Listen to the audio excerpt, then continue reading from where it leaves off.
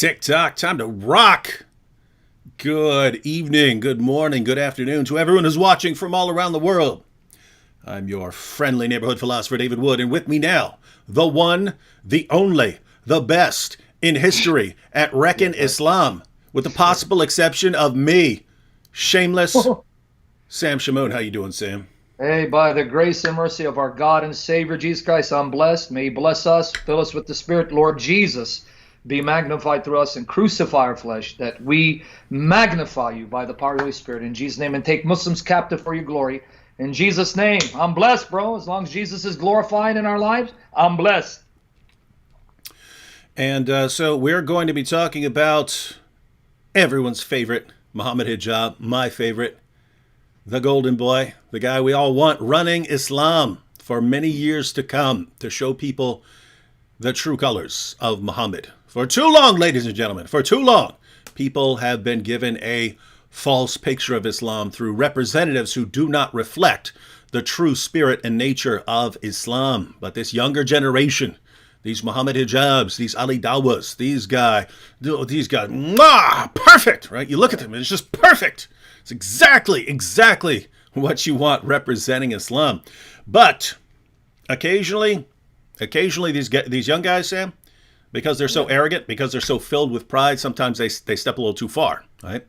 And they run the risk of making themselves not useful to the destruction of Islam because they're going to burn out too fast. You know what I mean?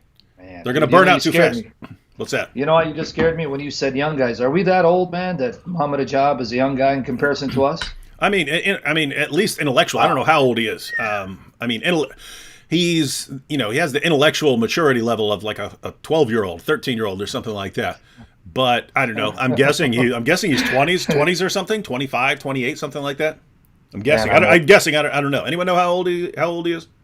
Yeah, man. It's like now 20s. Yeah, man, they're young. We're old. I'm going to be 48, God willing, if the Lord is pleased. Man, wow. Now a 20-year-old, I'm old enough to be his daddy. Mm-hmm. Now, just so everyone understands, once again, we've been through this before, so that everyone understands how this works. For years, Muslim organizations have been putting out false representatives, people who are designed for a Western audience to not show what Islam is really like. We need to get people to be the public persona of Islam who are what Islam is really like, right? And so how do you do that? Well, you get a couple of these young, arrogant, chest-thumping, me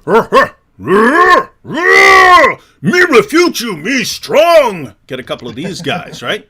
Because that's what Islam is like. If you go back to the time of Muhammad, that's what it was like, right? Oh, man. So we need a couple of these guys, and here's what you will see. They will do that, and you have many Muslims around the world who live far better lives than their prophet lived. But you also have this angry, younger, chest thumping generation that's looking for, where's our guy? Our guy's not Shabir Ali. Our guy's not Shabir Ali. Where's our guy? And then Muhammad Hijab stands up. Me guy, me your guy. And all these young Muslims say, yes, finally we have a representative. And they get more and more popular. But guess what? These younger guys, they're already super arrogant, super aggressive. Their religion teaches them to be more arrogant and more aggressive. And then if, in addition to all of that, you give them a following of hundreds of thousands or millions of, they can't take it, right? They can't take it. They will become so proud and arrogant that no one, their scholars, no one will be able to challenge them.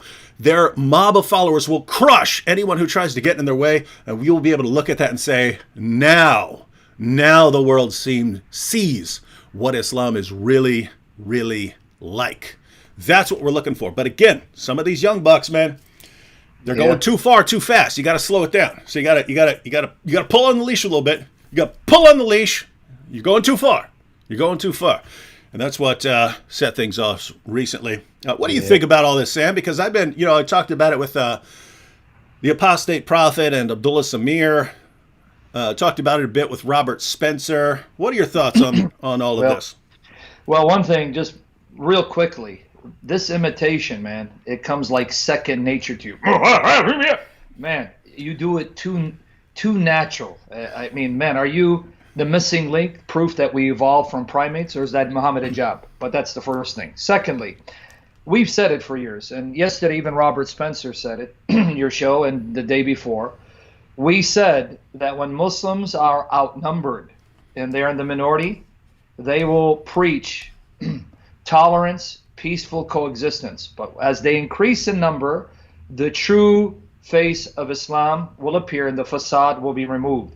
That's what you're seeing in Mohammed Hijab, right? Because in the UK, they're able to exert their influence much more than in America. In fact, I've been told, David, and I think it's been confirmed to you, there are certain pockets in the UK the Muslims have basically taken over. You can't even go there. They've pretty much taken over.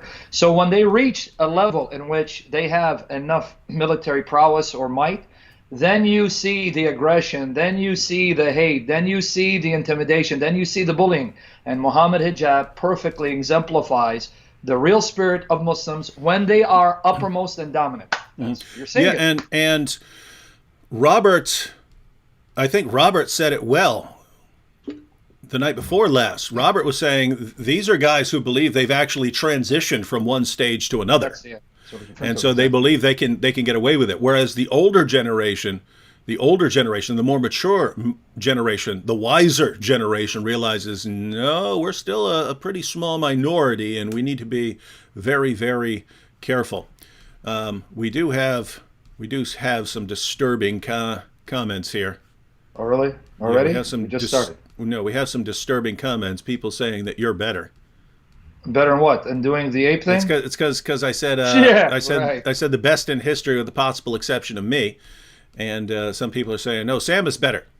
Oh no, I thought they're done about the gorilla impersonation because I went me strong because you're doing too good. No, you can't win that one. See, look at this. Let's see. Yeah. Sam, you are better than David. Better looking too. No offense, Dave. Do you see this evil? Who's going to block this guy? Who's going to block Zhivko? I can say. Definitely better looking. I'm just one gorgeous Middle Eastern beast. Arr! Ladies, guard yourselves. Don't be tempted. And just in case no one realizes, I'm not saying seriously block this guy. I know he's a good brother. As far as Sam's knowledge of Islam and defending Christianity against the objections of Muslims, you are looking right at the best in history, as far as I can tell. The best in history. And I'm not saying that to puff up his head. In every other way, the guy's a dirtbag and a total loser. So yeah, but hey, Dave, one thing though, they're going to actually think I believe that I believe that about myself. So guys, all honesty before the Lord, I don't believe that about myself. So please don't think when he says that, oh yeah, I'm the best. No.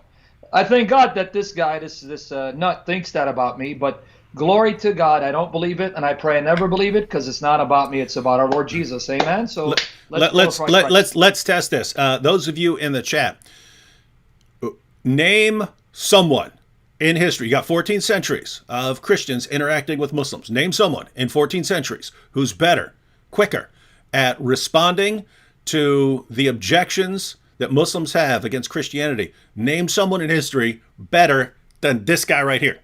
Okay, can I name one? Go ahead, try. John of Damascus. Why did I know you're going to say that? And dude, how do we know? He's the man. We got some writings. He might have gotten schooled. He might have gotten schooled if you put him in something. Yeah, we know that, if you gave him plenty of time to write out books and stuff like that, he could come up with some stuff. But come on, see, that's the point. You don't know, man. He might have been, I don't know. I have to think about that. John 5:30. Jesus doesn't have any power. I don't know. Right? He might have been like that, right? Yeah. All right. Well, someone did get you here. They said our brother James White. So now you can't refute that stuff. Did someone say that? Yeah, no, a couple of people said James White. That's it. There is history. Put you in your place, buddy. Wow. James is good. James is good at responding to Muslim objections to Christian doctrine. But my goodness, I mean, James was the one who gave you the name, the Assyrian Encyclopedia. Oh yeah, he did. He's the one who gave you that name. You also were wondering how I could even memorize the page number in James White's book, What Every Christian Should Know About the Quran, page 289. Mm-hmm. He dedicates it to TAE, which is an acronym for the Assyrian Encyclopedia. Thank you, James. We love you, bro. And here we have a smarter person here. Divine Soldier says, objection, David is better. Sorry, Sam. LOL. No, that he's got to get blocked. This guy definitely is going to get blocked.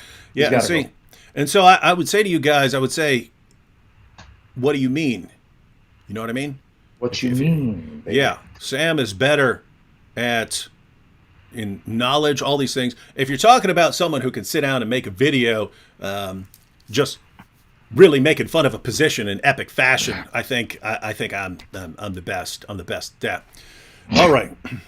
All right. Yeah. If you're talking about heaping ridicule on someone, I think I'm the best at. Yeah, that when it comes to doing stuff like that, you're a genius. You're a dastardly genius. Thank Jesus you're saved. Guys, imagine, I'm being honest, if this guy wasn't saved, he wasn't born of the Spirit, he didn't love Jesus, this guy would be dangerous in any worldview he embraced, because he's a wrecking machine. Thank you, Lord Jesus. You saved this mind and you sanctified it for your glory, because this guy is the General C. Patton of Christian apologetics. That's the truth. I've seen a couple of comments on this. What do you know about hijab being fired from IERA? I don't know how they say it. Do they say IERA, or do they say IERA or IERA? I've heard some people say IERA. That's what I've heard. But yeah, that's an Islamic organization. I just found out right now because Abdullah Samir tweeted it. He put a tweet. He tweeted it. Tweet.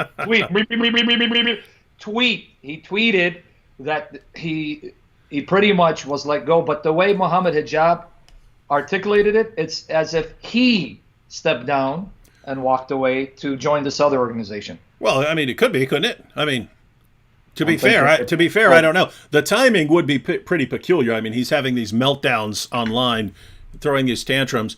I mean, he's the one. Him and Fareed Responds were the ones who were responsible for the holes in the Quran, the holes in the narrative fitna that's been destroying the confidence of Muslims. And then to cover that up, Hijab starts scrambling and embarrassing everyone, going after women. You got the golden showers thing where he came on and he starts babbling about golden showers and all these perverted sex acts. And people were saying, I don't know what that is. I just had to look it up, and that's disgusting. Why is this guy an expert in this stuff? Because he's just an expert in every kind of perverted thing that you've never heard of. And then, of course, he started attacking not the apologists, but their wives, right? Like, instead of wasting my time going after these men, I will go after their wives. Me strong, me go for the women. You see me pop these women. Behold the power of Islam.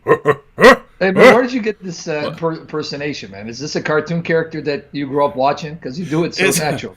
No, I don't know. The closest thing in my mind was Grimlock from the Transformers, right? So it's not even a caveman. It's a little bit caveman mixed with some Grimlock. You remember Grimlock, man? No, I remember Captain Caveman. Okay, yeah, I remember that too. Captain Caveman! Yeah, there's him, but the Transformers had had the Dinobots, and the leader of the Dinobots was Grimlock, and he was always going, me, Grimlock, smash! And so... Man, I can't stop laughing when you do it, dude. You do it too natural. Well, get ready to laugh. Grimlock meaning Muhammad. We could. Hey, if you think it's funny, Sam, get ready to laugh, because we're going to be doing this a whole lot tonight, because we're going to be going through Mohammed Hijab's Twitter feed and see how everything has unfolded recently. A fresh coat of paint here says. Before you go there we have Sister Renee. She loves to take these screenshots, weird screenshots. So let me give her some for today. Here you go, Renee. Enjoy. L for love. You need to lower your head, dude. You need to lower down. Your L's all the way up above the screen. Okay, here. L for love. Leader. All right, there you go. All right. So I guess we'll go ahead and. I'm still looking at comments about Sam being better. What the heck is wrong with you people? Go to his live streams. Yeah. Hey, man, what grace, glory. If you love him so much, go to his live streams. Bro, man, by the grace of God, these late night streams, I'm getting close to 1,000. Like when I go late. Yeah, and aren't you going live tonight with? Yes. With Two a people. Yep. young Muslim? Yep. Guys, tonight again, 12 a.m. Eastern Standard Time. 12 a.m. tonight, I'll be answering questions for a Christian and a young Muslim.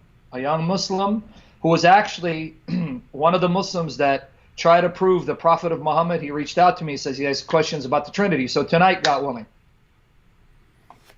That's it. So you guys want to tune in for that? And those actually, I really think those are better conversations than when we get some of the actual apologists on there, because a lot of the apologists, and you know, this can be true of us too. You're trying to refute a position. You go into the conversation with a mindset, I'm going to refute this position. Whereas a lot of these younger Muslims, they're going in, even though they want to show that they're right and we're wrong, they're not as aggressive and arrogant, and they're more willing to actually, you know, have a discussion. And we're interested in hearing their positions as well. So you actually end up with a kind of a more productive discussion. Look at this. Carnivore bear. Overruled. Hey, people, Sam is better. You ain't lying. But listen, let me tell you something. I've noticed people are fascinated with the fact that I drink Coke Zero and Mountain Dew Zero, which hopefully I'll stop sooner than later. It's like, Sam, why are you drinking that? So one guy just asked me, hey, what are you drinking, Sam? Is that colored water? Here, it's sparkling ice. Okay, guys? I know you care about me and my health. You want me to stick around. If the Lord wants me around, I'll be around, all right? Even though I'm round, but if he wants me around, I'll be around. All right, just wanted to say that. All right, Sam, you ready to... Yeah, let's go. We're ready to go into the belly of the beast. I'm about to click on. I'm about to. Wait, hang on. Me strong. Hey, check this out. Yeah, maybe we should deal with this a little bit. Cooking with AZ says, you can make videos, but without disrespecting religions. That's true. I can make a video without disrespecting religions. There's no issue. It's only when you laugh at the same tone. What do you mean laugh at the same tone? This is causing a divide, in my opinion. I'm sure there's other ways. What do you mean causing a divide? There's an ideology out there that calls for your violent subjugation. You've got a picture here with you sitting with a little girl. According to Islam, they can come in, slaughter you, and take that little girl as their sex captive. Now, For it, against it, or neutral? Which are you? Because we're against it. 100%. We're against it. The only difference is when people try to say, oh, but you shouldn't criticize other religions. And meanwhile, our Christian brothers and sisters in various parts of the world, in Nigeria and Pakistan, our sisters are being kidnapped, forcibly converted, forced to sign confessions that they've converted, impregnated, and then when the police actually hunt them down, it gets brought before the Muslim judge, who says, nope, too bad, she's converted. I have a signed document here. And so, cooking with AZ, for it or against it, or neutral? Because we're against it. But we go after the ideology that promotes it. And if you're sitting there saying, no, if you go after the ideology, you're going to be offensive and you're going to hurt people's feelings. What you're saying is, yeah, just sit back and do nothing about this stuff. No. Answer is no. Not while there's blood coursing through these veins. Not stopping. Yep. Not Me stopping. Too. But if you, cooking with AZ, let me go ahead and say, if you're the sensitive type and you're worried about disrespecting religions, I know where you're going with this, man. You might want to leave right now. You might want to leave, dude, because this is not going to be the program for you. This is I'm telling you in advance. This is not going to be the program for you. All right. All right. We ready to check out? Let's do it, man. Let's check out. Let's see the twit. Here we go. The tweet. The twit. Islam's golden boy being promoted by Zakir Naik now. Being promoted by Zakir Naik. Now look at this. This is interesting. So his pinned tweet. He's starting to back down, right? He got too much of a backlash. I don't know what you can see, Sam. But you've got his pinned tweet, which was just from today. So this was pinned today. Also, not every wild action I have done or continue to do is justified or encouraged by Islam. Yeah, but the stuff that bothers us most is, right? Wow. I have a wild temperament sometimes and can act extremely arrogantly. That's true. In fact, Hijab, before the end of this program, we're going to give you an opportunity to not behave arrogantly. And we're going to see if you've got your arrogance under control. And if you don't, everyone's going to know it. So mark my words. By the end of this show, you'll have an opportunity to be humble for once in your life. He says, no, check this out. He says, please don't copy this behavior with normal people in your life. Now, notice what he just said. Normal He's people. got all of his behavior. And guys, if you're just tuning in, you didn't follow recent events, Hijab's been going after people's wives, insulting people's wives, attacking people's wives with language that uses the imagery of rape and torture and things like that. And he uses the imagery, but the way he'll put it, and we could probably look at some examples, the way he'll put it is enough to keep him from being blocked by the platform, because he doesn't mean it literally. He doesn't mean literal rape. He's just using the imagery of rape while attacking people's wives, right? So not the apologist, not the apostate prophet, not Abdullah Samir, their wives, right? So notice what he says here, though. Please don't copy this behavior with normal people in your life. You see that, Sam? Yeah. No, you understand what that means. You saw right through it, right? Normal people. So someone like David and I deserve the insults, which he's been spending more time attacking you, Abdullah Samir, an apostate prophet, because he sees you guys are doing greater damage against Islam. So you guys are not normal. You guys are the shayateen. You are demons, and you deserve the abuse you get. But normal people, pretty much dhimmis, who are ready to pay jizya to the Muslims, no, don't treat them that way. Yeah. That's basically what he's saying. So he's pinned this, and it looks like he's trying to very rapidly change his reputation. Not so fast, Hijab. Not until we say. Yeah. I see he's advertising products, man, because Abdullah Samir brought look that at up, this. right? Abdullah Samir did it? Remember in your show, he's talking about that now he does infomercials for products, whatever products he has. I didn't know that, but there's right in the next tweet. Do you see it? Yeah. Now on Amazon. You can now get it cheap for You want brush for beard? Hey, I should make a Mohammed Hijab beard comb commercial. There it goes.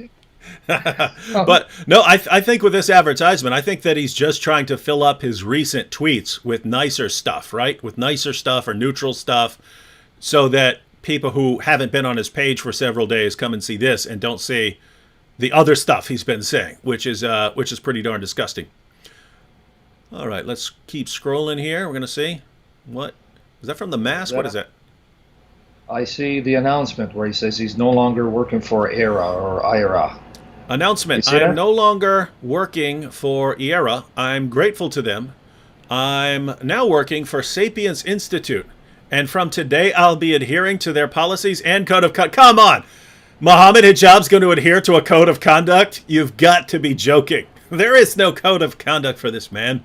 The only code of conduct is whatever is convenient at any given time. Now, what do you think? I mean, given the timing, it seems like they had to separate from him because of his behavior. Definitely. Something happened behind the scenes. In fact, guys, if you want to see Muslim infighting, within the last 2 weeks, they've uploaded on YouTube the infighting between the Muslim propagandists at Speaker's Corner. You have videos by Shamsi. Shamsi is one of their better known da'i against Ali Dawa and Hamid, and they're all going at it. They're all posting videos where they're criticizing each other and accusing the other of being innovators and not following Islam. In fact, Mohammed Hijab just came out unleashing on Shamsi for mockingly trying to shoo someone off by saying, Muhammad married his adopted son. And Mohammed Hijab got really angry and animated. He goes, you shouldn't be. So if you want to know how these Muslims treat each other, glory to God, God is exposing them because they're exposing themselves on YouTube. So I am certain behind the scenes, the people at IRA, however you pronounce it, had some choice words to say to Mohammed Hijab saying, look, dude, you are disgracing us. You are humiliating us. You cannot be associated or affiliated with our platform because we're trying to maintain a facade. We're trying to deceive the non-Muslims and thinking we are peaceful and loving, following the sunnah of the Prophet. And what you're doing is you're exposing the real spirit of Muhammad, and we can't have you. So something happened behind the scenes that they basically told him, why don't you just step down? We won't come out and say that we let you go. We'll let you say that you step down of your own accord and join Sapiens Institute, right? Yep. That's most likely what happened. Yeah, try and help him save a little face by letting him announce it and say that, oh yeah, I'm going with this other organization. I'll be adhering to their code of conduct. Well, does their code of conduct, Mohammed, hijab, does that include harassing women? And here's the thing. It wasn't simply hijab. It wasn't simply him using this horrible language and so on. Against women. It was that he then encouraged his followers to do it as a group, to adopt the same behavior. In fact, let me go ahead. I believe I have these from last time. Let me see here. Okay, so I have this on the screen. This was one of the posts about the apostate prophet's wife, and so that is, if I were to click on, if you click on these pictures, they get bigger and you see more. But so he puts up a picture of a tweet from Mrs. Apostate. So that's the apostate prophet's wife. And Hijab says, when these anti-Muslim attention whore Islamophobes need to get on their knees in intellectual submission before they are whipped by freedom of speech by the Twitter Muslims, and they reluctantly open their mouth in protestation to find they have been defiled by the truth. Do you see how he's using imagery of rape and torture, right? Get on their knees. But notice what he'll do in order to avoid just getting blocked. He adds intellectual, defiled by the truth, right? But he's saying, so notice the whore, and the one in context here is Mrs. Apostate. The whore gets on her knees in submission. She gets whipped. She has to open her mouth and get defiled. Damn. But he just adds, defiled by truth and open her mouth in protestation, right? He's clearly using perverted sexual imagery and rape imagery to attack women.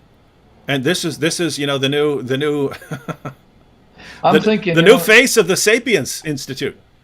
No, I'm thinking this is more a reflection of his sick, filthy, perverted mind. Of course. Because even when I attack someone, I don't use that language. Let's say when there's someone who comes and attacks and blasphemies and I want to give him a taste of the medicine, I don't use this kind of language or metaphor. So there's something sick about this dude, that his mind is geared towards sexual deviant acts. This tells me more about this sick psycho, that he's mentally, psychologically sick and perverted, and he's got these sick sexual fantasies that he's projecting on other people. Because, man, I have not seen anyone use this kind of language, a language that clearly is calling for the raping, the violation of a woman.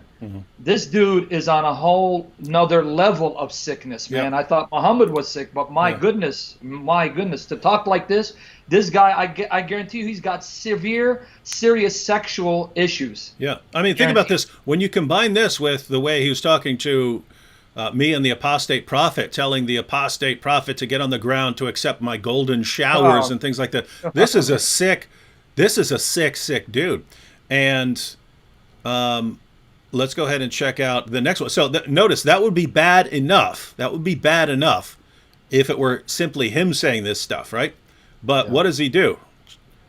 He says, I will call upon all of the Muslim Twitter soldiers to work within the full scope of the law. Notice how he works within the law. He adds intellectual and defiled by truth to all the imagery to create maximum damage to the cause of Apis and his public figure with, this guy can't even that word apus, man. Even that word, we know what that really means. They are they are demoralized and on the ropes. Do not let the weak-minded Muslims deter you. Finish them. Notice what he just said. I call upon all of the Twitter Muslim soldiers to do the same thing that I'm doing. Finish them.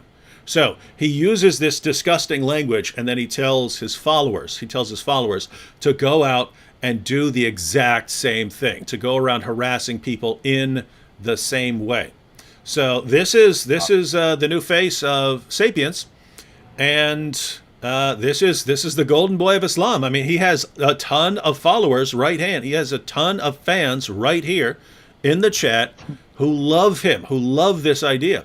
And so, in case anyone didn't know, the other day when I took a bite out of the Quran, it was in response to this. It was, if you're going to do this, if you're not only going to use this kind of language, but also you're going to encourage other people to now go around harassing our wives, you're taking it to another level, and I'm going to take it out on your book. And I'm telling you, Mr. Hijab, once, the Quran is an acquired taste. The Quran is an acquired taste, Taste it first, and it's like, that's disgusting. And you take a bite out of another surah, and you're like, it's not so bad. You take another bite out, and then you're like, I'm starting to like this. You remember, by the way, Abdullah Samir said something the other day, and when he had a video, he's saying some of the terminology used, these sexual, metaphors. Mm-hmm. Abdullah Samir said something. He's absolutely right. He goes, I didn't know what these metaphors meant. I had to look it up. And even with the golden shower, and we're not going to get into what it is, but the first time I ever heard that used was in reference to Hitler. Someone told me that Hitler was a sick sexual deviant. So I don't know. I just remember someone telling me he used to like golden. And I asked him, golden what? What the hell is that? And so what does it tell you about this guy? He knows what these words mean. Yeah.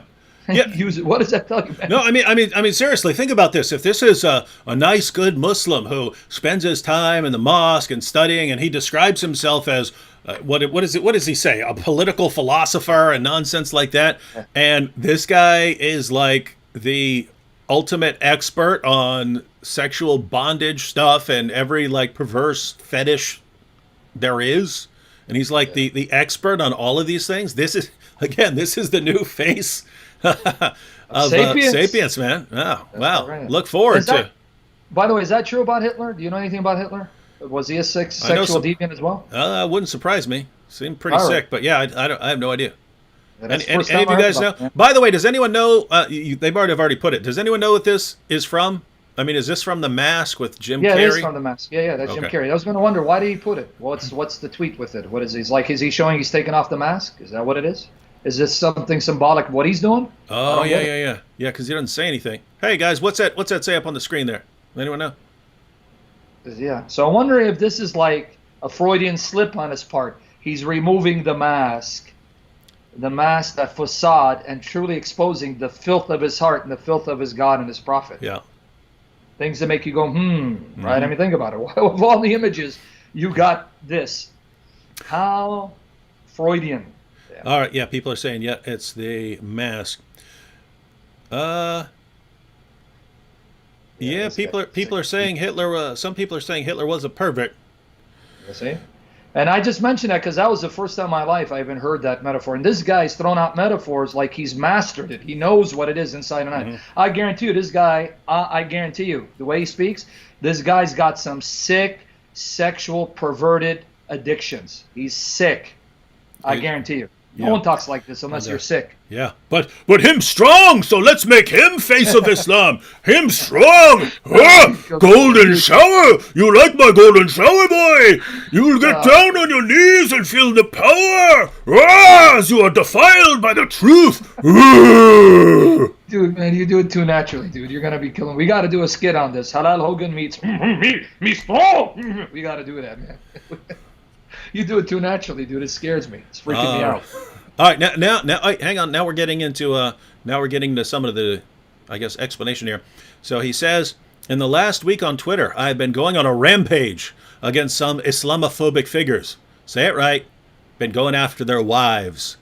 This rampage could be characterized by bitterness, sharpness, and relentlessness. Don't forget cowardice, you sniveling coward. Yeah, I will be taking the advice of the many sincere people who have advised me, move on to other things. Not so fast. Not so fast, Mohammed. Not so fast. You don't just get to surprise, Mohammed. You don't get to say the things you said, to do the things you do, and then just move on like nothing has happened. There are these things called repercussions. There are these things called repercussions.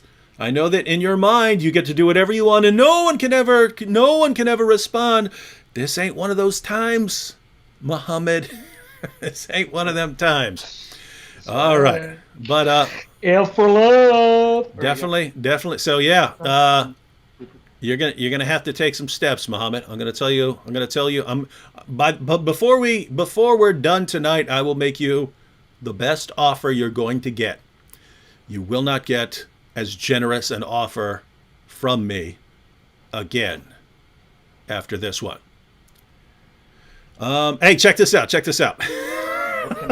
Look, he's been begging Christians. Uh-huh. Matter of fact, wait, I should be able to find it. Oh yeah, so he's been begging Christians to attack me. And check this out, Mohammed Hijab. It is disturbing. It is disturbing, to say least, that no prominent member of Christian community has publicly condemned the behavior of David Wood eating and spitting out the Holy Quran. Don't ever ask us to condemn anything again. The silence is deafening. Me no hear you are. So he put that out. He put that out, and then you actually had someone no one in the world's ever heard of, Henman Hill. Uh-oh, I got Henman Hill coming after me, Sam. I absolutely, check this out, you ready? I absolutely condemn him, but I'm not prominent. Got that right. I'm really disgusted. Yeah. I can't believe David Wood would do this. How many times have I heard this? I feel he is paid to make Christianity look bad. He gets checks to make Christianity look bad. How many Muslims could have been more open if he wasn't such a psycho? What a useful idiot, dude. If I wasn't such a psycho, Muslims would be so open. They'd be, oh, tell us about the gospel. We want to hear it. They would be running to James White. James, please tell us more about the gospel. We're so open. Check this out. David is not Christian. He is truly a wolf in sheep's clothing. And what is the evidence? I took a bite out of the Quran. Why did I take a bite out of the Quran? Because Mohammed Hijab was starting a movement among young Muslims to go around harassing women, non-Muslim women, using the most disgusting language I've ever heard from anyone, and he's spreading this. And I know of precisely one way to stop someone like this in his tracks. Do you know what that is, Sam? Do you know the one way that I know of stopping someone like this in his tracks? Well, of course, I was going to actually ask you about something similar in history, but go ahead. What is that one way, sir? Well, Sam, as you know, in the Quran, mind you, yes, sir. Isn't it the case in the Quran that Muslims are ordered? They are flat out ordered. Hey, if you're going to heap abuse on someone else's religion, but you find out they're going to heap abuse on yours, don't do it. Absolutely. Isn't that the case? You know, it's ironic you said that, because just 3 weeks ago, I was debating Yahya, who calls himself Islam defender. He started blaspheming, mocking Jesus. And I actually told him, look, the Quran says the following, and you're going to get to that. I said, now I'm warning you, stop attacking the Lord Jesus and blaspheming him, because I'm going to unleash on your God. And you've been warned in the Quran. He didn't care. So guess what I did, David? What's that? I did exactly what the verse said I was going to do if they attack our God. But why would you do that, man? Oh, because I wonder, David, do you have the verse ready for them? Yeah, I got to let me pull it up. Chapter 6. I know. 108. Show it to these guys. Muslims, we want you to listen now. Now, David is going to post a verse. Obviously, Mohammed Hijab pays lip service to the Quran, because if he really loved Allah and his messenger, he would do what this passage says he must do and avoid the thing the passage says he must avoid.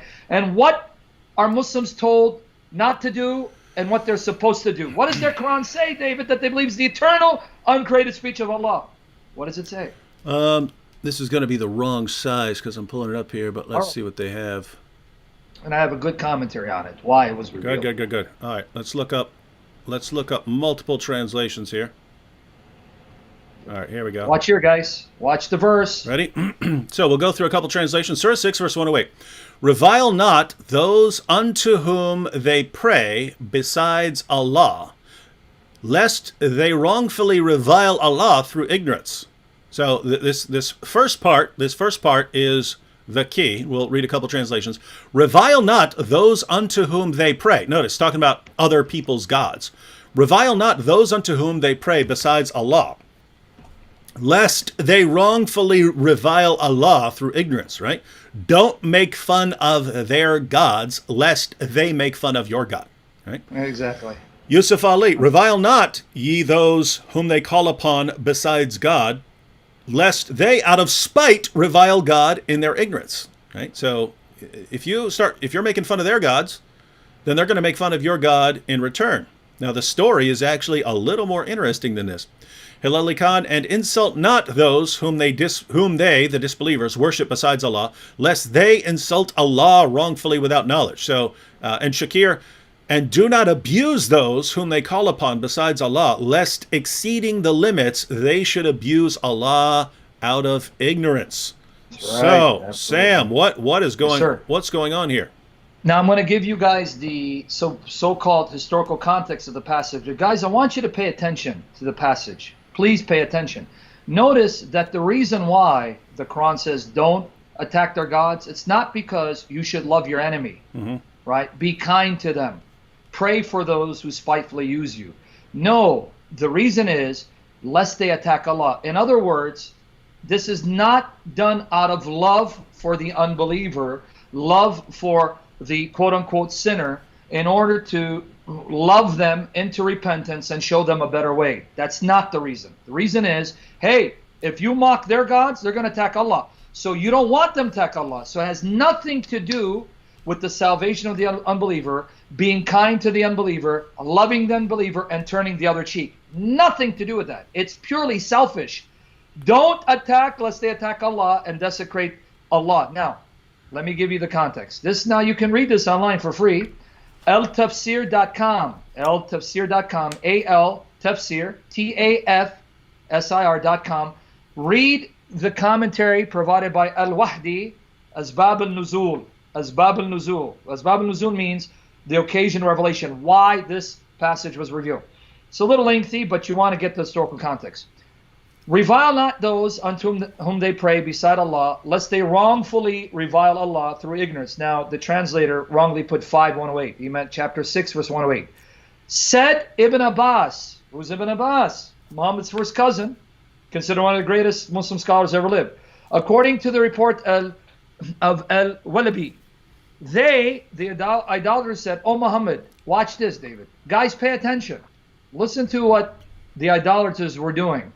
They were trying to avoid a conflict and war. Oh Muhammad, either you stop reviling our idols or we will revile your Lord." Guys, let me park it there.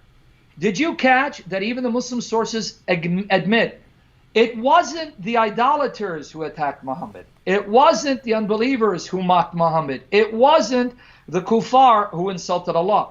They went out of their way to try to find a peaceful resolution. Look, Muhammad, look, we're telling you, man, stop attacking our idols. So who's attacking? Who's mocking? Who's insulting? The so-called prophet of mercy. So then they got tired of it. We're warning you. Any more attacks on our idols? By the way, Sam, don't let me forget, because later on, Hijab's going to freak out because I'm insulting the Quran, and I would never insult someone's sacred, religious, blah blah blah blah blah. And you're pointing out that Muslims were doing that to the beliefs of the pagans, right? So wait a minute. It's wrong for me to insult the Quran. It's wrong for me to do that. And yet, what were Muhammad and his followers doing? They were insulting and degrading the religious beliefs and the gods and goddesses of the pagans. That is interesting. It almost seems like Mohammed Hijab's been condemning his own religion without realizing it, and that he's actually an apostate. Absolutely. He's showing he's much better than his God and his prophet. So please, guys, hear what David said and what the passage is saying in the commentary. This is not a Christian commentary. This is a Muslim commentary, and it gets worse. It's not just Muhammad. Notice what the unbelievers are telling Muhammad. "O Muhammad, either you stop reviling our idols." So who's insulting who? Muhammad, the so-called prophet of mercy, "or we will revile your Lord." And so Allah, exalted is He, warn against reviling the idols, lest they wrongfully revile Allah through ignorance. Now, Qatada said, the Muslims used to revile the idols of the unbelievers, and the latter used to react against them. Now, Dave, I'm not that sharp, and English is not my mother tongue. Okay, it says the Muslims used to revile the idols, and the latter, the unbelievers, would react. So if they're reacting, that means they're not instigating, are they? Nope, they're reacting to the insults and mockery of the Muslims. That's interesting. I wonder. Right? Gosh, Oh, I mean, interesting. hijab is condemning the entire early Muslim community. This is amazing. This is going to be amazing stuff. This is fun. All right, go. Beautiful. Now it gets better, folks. It gets better. Surprise. The Muslims used to Muhammad. The Muslims used to revile the idols of the unbelievers, and the latter used to react against them. So Allah revealed this verse. Blah blah blah. Okay. Now watch here. Therefore, Allah warned the Muslims against being the cause. Being the cause. Allah warned the Muslims against being the cause. Don't be the cause.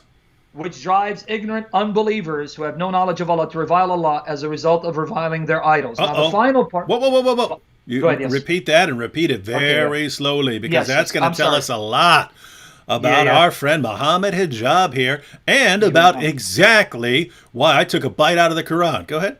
100%. Yeah, sorry guys, I shouldn't be rushing. It's important, but it feels like I need to. But I'm going to slow it down. Watch here. Okay.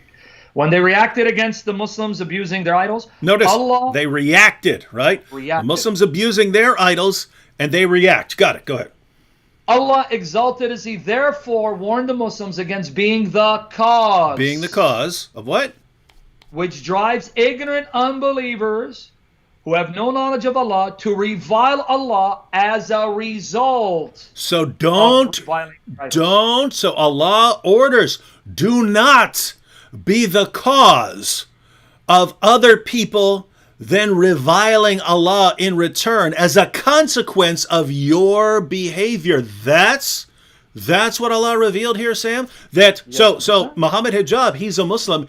He's not supposed to be doing something that's going to cause other people like, I don't know, David Wood, to revile his religion and book. And so if he were to find out, wow, if I keep heaping abuse on women, David Wood is going to take a bite out of my Quran, he's supposed to, as a Muslim, say, then I'm going to stop that behavior and apologize for it. Is that correct?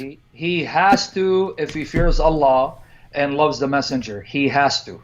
He's got to stop. If he loves Allah and the messenger, he's got to stop this nonsense. He's got to stop attacking unbelievers, especially their wives, because now he's provoking unbelievers to attack Muhammad, the Quran, and Allah, so the sin will be on his neck and Allah will condemn and punish him. Mm-hmm. Now let me read this part, because this is the part where we both have used in debates against Muslims when they say, no, see, the idolaters attacked Muhammad. No, they didn't. Said al-Suddi, guys pay attention, said al-Suddi, when Abu Talib was dying, Muhammad's uncle, some chiefs of the Quraysh said, let us go to this man, Abu Talib, and ask him to forbid his nephew from reviling our idols, for we feel shame to kill him after he passes away, and drive the Arabs to say he used to defend him, but once he passed away, they killed him. So now, David, let me ask you a question. Mm-hmm. Does this sound like the unbelievers wanted to kill Muhammad and persecute Muhammad and make Muhammad's life miserable? Or does it sound like they're doing everything they can to avoid war and bloodshed and violence? And notice they're going specifically to negotiate a kind of truce to keep Muhammad from attacking them and their forefathers and their beliefs and so on. And it's simple. Look, Muhammad, believe in Allah, great. Believe in monotheism, fine. Just stop with the insults and the mockery of our beliefs. Stop it. Stop attacking and mocking our gods. It's a simple request, because there are some people around here who are emotional and they're eventually going to kill you, and we're trying everything in our power to avoid that, Muhammad. Stop, please. We are begging you. These are the pagans, and now if you ask a Muslim what were the pagans like, oh, Muhammad was just there, just praying to Allah in pure monotheism, and the pagans came over and started trying to kill him and slaughter. Guys, it's like their actual sources are completely irrelevant to them, right? It's just let me make up some story that makes me feel really good about my religion. Oh, but it contradicts all the sources. Who cares about the sources when I have my fantasies? It's amazing stuff, man. Now, just to confirm what you said, they had no problem with him preaching about Allah. Remember what David said? They had no problem him preaching Allah. Here's the confirmation right here. And so Abu Sufyan, Abu Jahl, Al-Nadir ibn al-Harith, Umayyah, and Ubay, the sons of Khalaf, Uqba ibn Abi Mu'ayt, Amr ibn al-As, say that 5 times fast, Al-Aswad ibn al-Bukhturi, went to see Abu Talib. Now, guys, listen. Did they have a problem with him preaching about Allah? They said to him, you are our master in chief, but Muhammad has harmed us, harmed our idols. We would like you to call him and warn him against speaking ill of our idols. And from our part, we will leave him alone to his Allah. Wait, David, does that say, look, if he talks about Allah and says he loves Allah and worships Allah, we're going to kill him? Or saying, no, hey, let him love Allah, let him preach Allah, let him worship Allah. Just stop harming our idols. What does that sound like? Sounds like they're promoting interfaith harmony. Thank you very much. So now the rest of it says basically the same thing. So you get the point. The source says, you read it, the pagans went out of their way to try to avoid bloodshed and war, and kept saying to Muhammad and the Muslims, you guys keep mocking our idols. You keep attacking our idols. You're going to leave us no choice. We're going to attack Allah, cuss Allah, and we're going to say things about Allah that you won't like. Can you stop? Because we don't want this to escalate. They even said, you read it, they even said to Abu Talib, let him talk about Allah. Let him praise Allah. In fact, other sources like Ibn Ishaq said, when Muhammad used to talk about Allah, they would listen. When did they turn? When he attacked their gods. So notice 2 things. The Quran was, quote unquote, revealed to stop Muslims from attacking the gods of the pagans, lest they attack Allah. So the concern of the Quran isn't to show them love. It's not love your enemy, pray for those who spitefully use you, turn the other cheek. That is not the reason. It's selfish. Notice the motive. We don't want them to mock Allah, so we're going to not mock their gods. But what happens when they have the upper hand? They will mock your gods, your traditions, and if you don't like it, they'll behead you, which leads to another point where Ali Dawah said, called for capital punishment. We'll get to that. And secondly, the Muslim sources confirm, folks, the pagan idolaters went out of their way to avoid conflict, avoid war. They're not the one who attacked Muhammad, attacked Allah. They did not harm him at all. And they said, let him talk about Allah, let him preach Allah, let him worship Allah. We'll listen. But stop attacking our idols. You're the cause of this war and bloodshed. You're the cause of us attacking Allah. We don't want to do it. Stop. So the Muslims were the ones who started the problems. And so Muhammad and his companions are insulting, reviling, mocking the beliefs of the pagans, mocking the idols, the gods and goddesses of the pagans. Yeah. And after years of being sickened by this blatant intolerance, they keep trying to reason with him. And finally, when Muhammad simply won't negotiate, it comes to this. It comes to, look, we told you we're fine with you going around preaching Islam, all this, just don't stop mocking our gods. When Muhammad refused to do that, then it became, okay, if you do not stop mocking our gods, our beliefs, we're going to mock your God and your beliefs. Yep. And that's when Allah subhanahu wa ta'ala revealed, you Muslims, you are now ordered, you Muslims are now ordered that if your actions are going to lead someone else to heap abuse on your religion, Stop what you're doing. Stop doing it. Now this wouldn't be, everything, right? If someone said stop praying to Allah or we'll do something there, a Muslim would be obligated to, no, I have to keep praying. Notice the context. If you're insulting people's beliefs, if you're doing things that you don't actually have to do, right? You're choosing to do them. You're choosing to mock. You're choosing to insult. You're choosing to heap abuse on people. If you're doing some of that and someone says, well, guess what? I'm going to do it about your religion and your God. You as a Muslim are commanded, stop what you're doing. Stop that right now.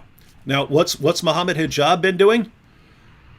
Me go after your wives. Me. Down on your knees. Horse. Everyone, horse. Slut. Whore. Me strong. Going after people's wives, right? Oh, man. And people, I can't believe David took a bite out of the Quran. Ladies and gentlemen, notice Sam said the command is not live in peace for the good of the community or something like that. It's selfish. It's if you want to avoid someone insulting and degrading your beliefs in some way, then you have to stop what you're doing. So there is precisely one thing I can go to in the Quran to say, here is Allah ordering you to stop what you're doing right now. Ordering you. And how is Allah ordering you? Because I'm telling you, if you do that, Mohammed Hijab, then I'm doing this. And right there, he is supposed to stop. And notice, ladies and gentlemen, he stopped. He stopped, right? Stop. I've learned from listening. I've learned from listening to the honest feedback of some of the brothers that I should not do this. Yeah. Why? What are those brothers telling him? Have you never read Surah 6, verse 108 in your entire life, Mohammed Hijab? Have you never read this? He's telling you what he's going to do. 100%. After listening to me listen. Dude, man, you're killing me with that But like I said, not so fast. Not so fast, Mohammed Hijab. You're not getting off that easy. We're not done. Surprise. Only thing I regret when it looks like these are like beautiful printed copies of the Quran, and it just breaks my heart when you have to rip out a page, and now you can't use that and go to that page when you're debating Muslims, bro. I hope you have at least a huge supply of Qurans. I have piles of these dudes. All right. Just for such occasions. Okay, you got it. It's a big. Especially now. I may join you. Especially now. I have to stock, with people like Hijab as the representatives of Islam, I have to stock my pantry with these. Yeah. Because I got a taste for fresh Quran meat now.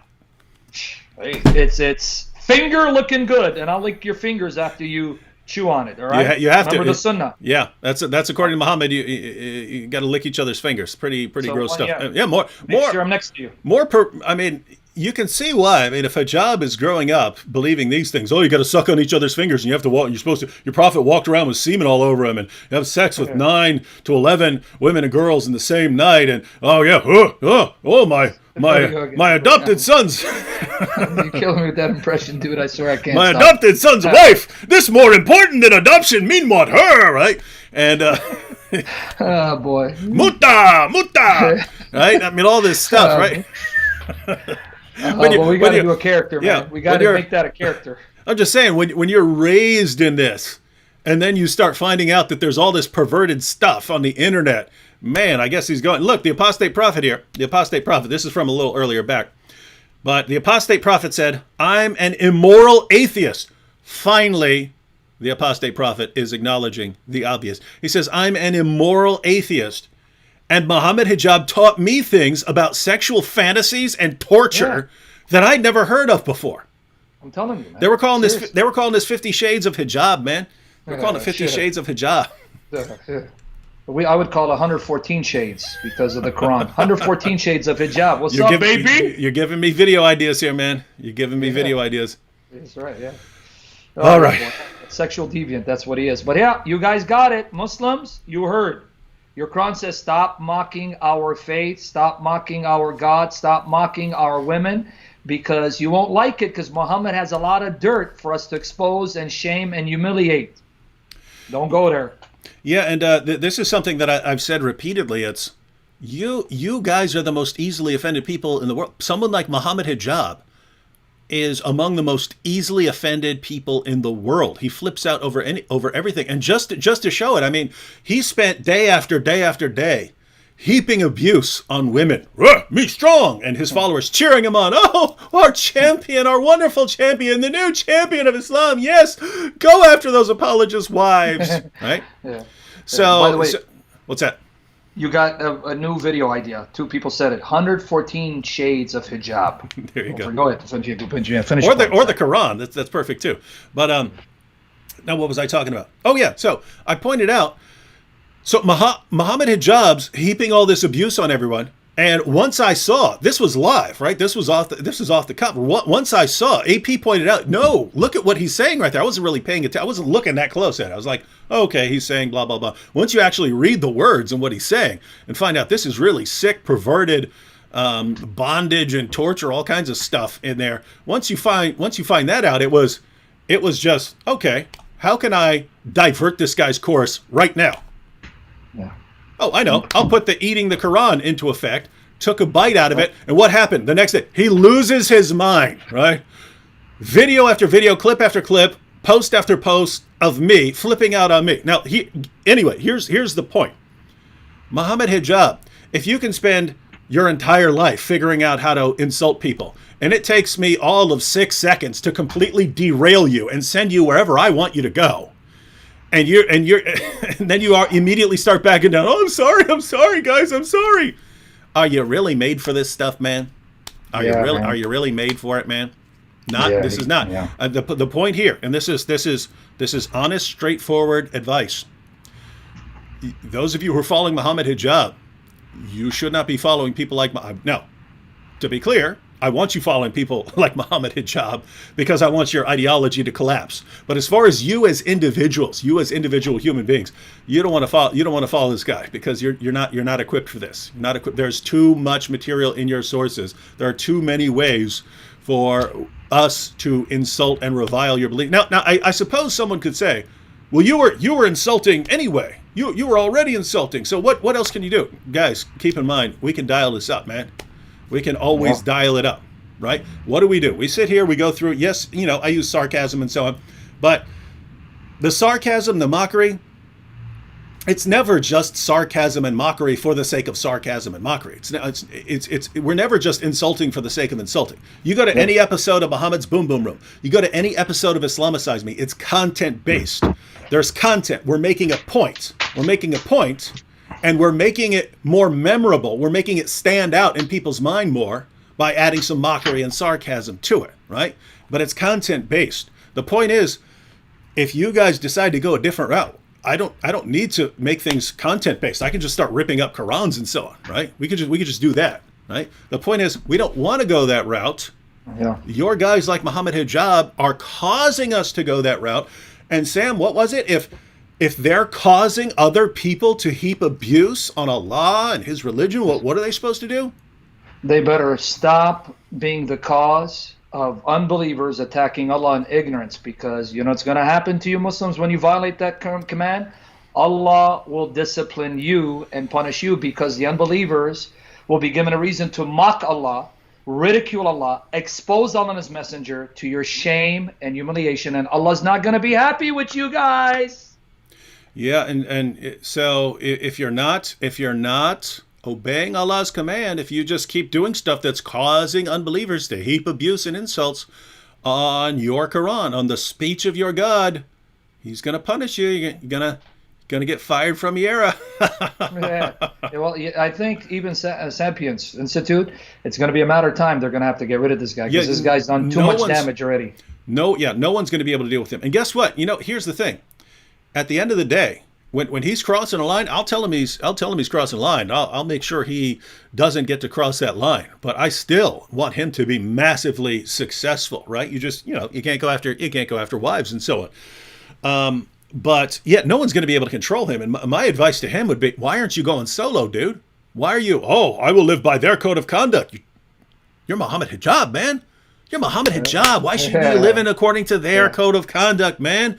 You're Mohammed Hijab. You're the most arrogant dude in the world, man. Why are you living according to... You need to go solo, dude. Solo. You and your fans. Let your fans gather around you. All you need is you. You got Ali Dawa. You guys got your channels. You got your fans. You don't need to be part of organizations. Yeah, that's true. You guys can blow up way beyond those organizations. Then when those organizations have to start condemning you because you're such a horrible, you give people such a horrible impression of Islam because you're accurately representing it, then when they try to rein you in, you can crush all of them. I don't need any of your organizations. Me hijab, me strong, you weak, you jealous my success. Right? Boy. You finish. Finish him. Yeah, well.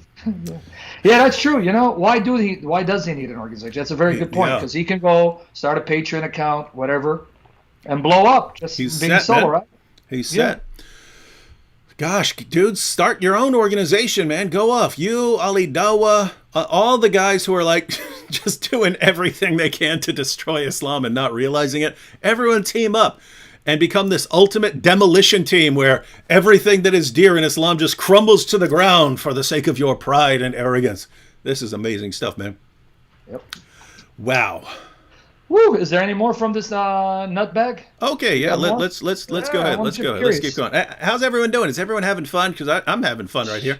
I only got like 3 hours sleep last night because I was up working on a video, and then I have kids, so you know it's hard to sleep. You got in 3,000 watching, man. Yeah, you got over 3,000 watching, so they like this. For being so, and then I posted a video like 8 something in the morning. Anyway, yeah, for being tired. I'm feeling like I'm having a lot of fun here. Yeah. Hijab's just fun, right? We cover some topics, and it's not really fun. Look, dude, I like to joke and mock when I have to people who deserve it. So he's given me a lot of leeway to start busting out with all these different characters, like the brother fit. But we'll wait for that. Let's just see what's next. Yeah, Hijab, you're going to sharpen, perfect my acting skills when I start busting up on you, son. But what else has he said? Bibbidi Bobbidi Boo said, me strong. Yeah. Man, you do it naturally, bro. We got to bring in a character, this character for these Mohammed Bumu. So maybe we can also have a Halal Hogan versus me strong. Hey, brother, I'm stronger still, man. Something like that. Strong. Me strong. Yes, I am, brother. I will smash you dirty little kafir, brother, because they're giving him an excuse to mock Allah's messenger, brother. Hey, check this out from Gina. Allah says, Mohammed Hijab. Hang on. Mohammed Hijab, you did not serve me well. I shall punish you severely. Mohammed Hijab. What? Do you know who I am? Boy, I am your teacher, boy. You only have one shin. I'll finish you. That's not a character. That's how he actually talks.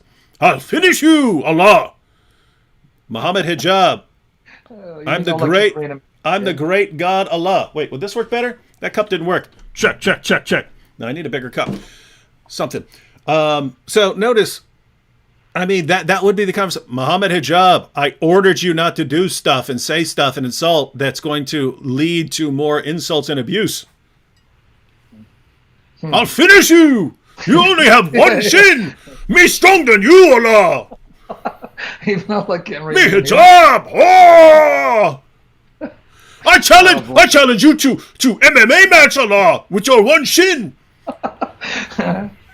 2 right hands, dude. I'll finish you. Yeah, you choke me out with 2 right hands, right? Yeah. Wow. Oh man. All right. So should we check out? Let's get back to our good friend Muhammad Hijab here. Yeah. All right, so we had Henman Hill here. Yeah, you guys, you're right, Hijab. I condemn David Wood. Here.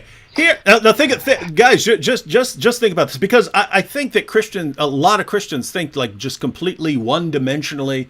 They can't think more than one move ahead, and they're just thinking, oh, if you do this, that's going to be offensive, and that just ruins everything, right? Not thinking, okay, what's going on? And I've had other Christians, David, don't stoop to their level. don't stoop to their level by doing this. Is it, what level are you talking about here? The level of protecting women from being, abused publicly online? That level? That's the level I'm stooping. I'm not stooping to their level. That's not their level. They're the ones heaping the abuse. Well, I'm concerned about the level of protecting these women from abuse, and I'm not budging from that. I'm not budging from that. And if I know, I mean, guys, just think about this, right?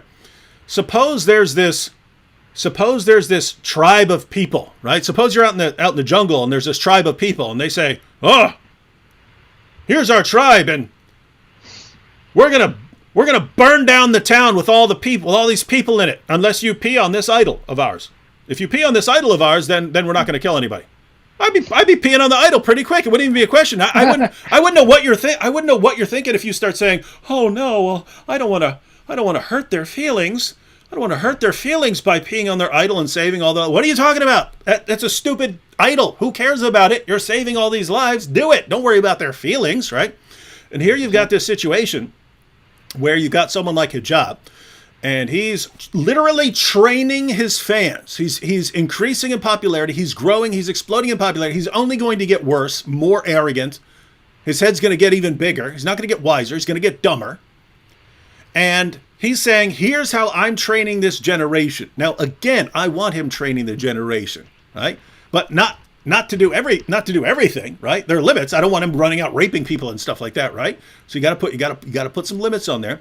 And one of the limits is, no, you guys aren't forming these gangs of professional harassers who run around heaping sexual perversion imagery on women who happen to be associated with the people you don't like, right? You're not doing it. Okay. Well, if I'm going to not allow that, and I know there is precisely one way I can order him, according to his Quran, to stop, and I say, okay, I'll do that. What is it?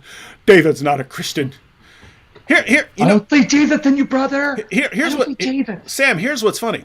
I'm not even thinking of this in Christian terms. I'm just thinking of this as being a man terms, right?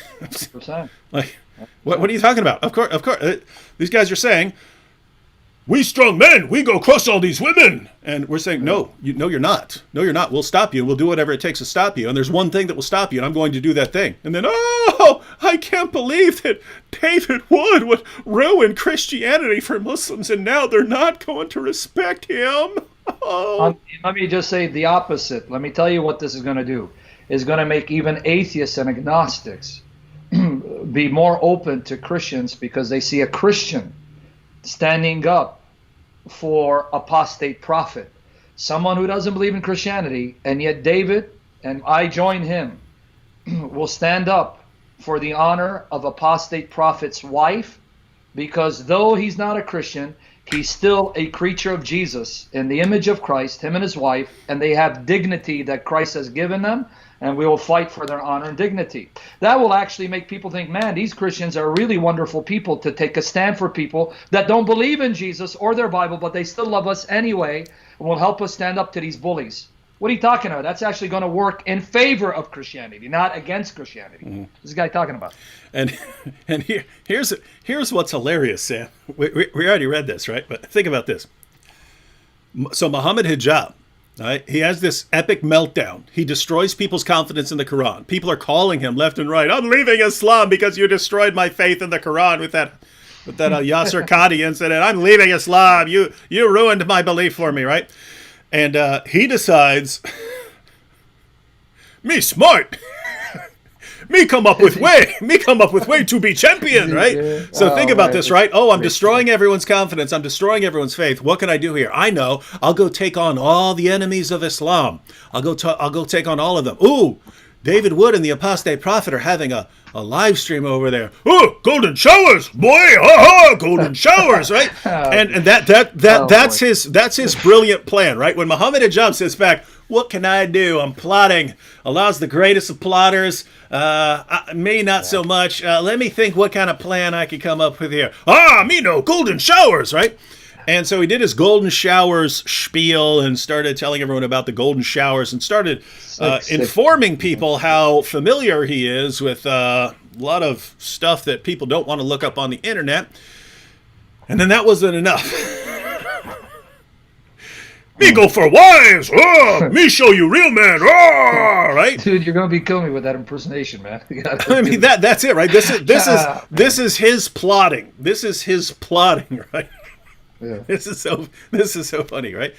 So this is his plotting. This is his brilliant plan.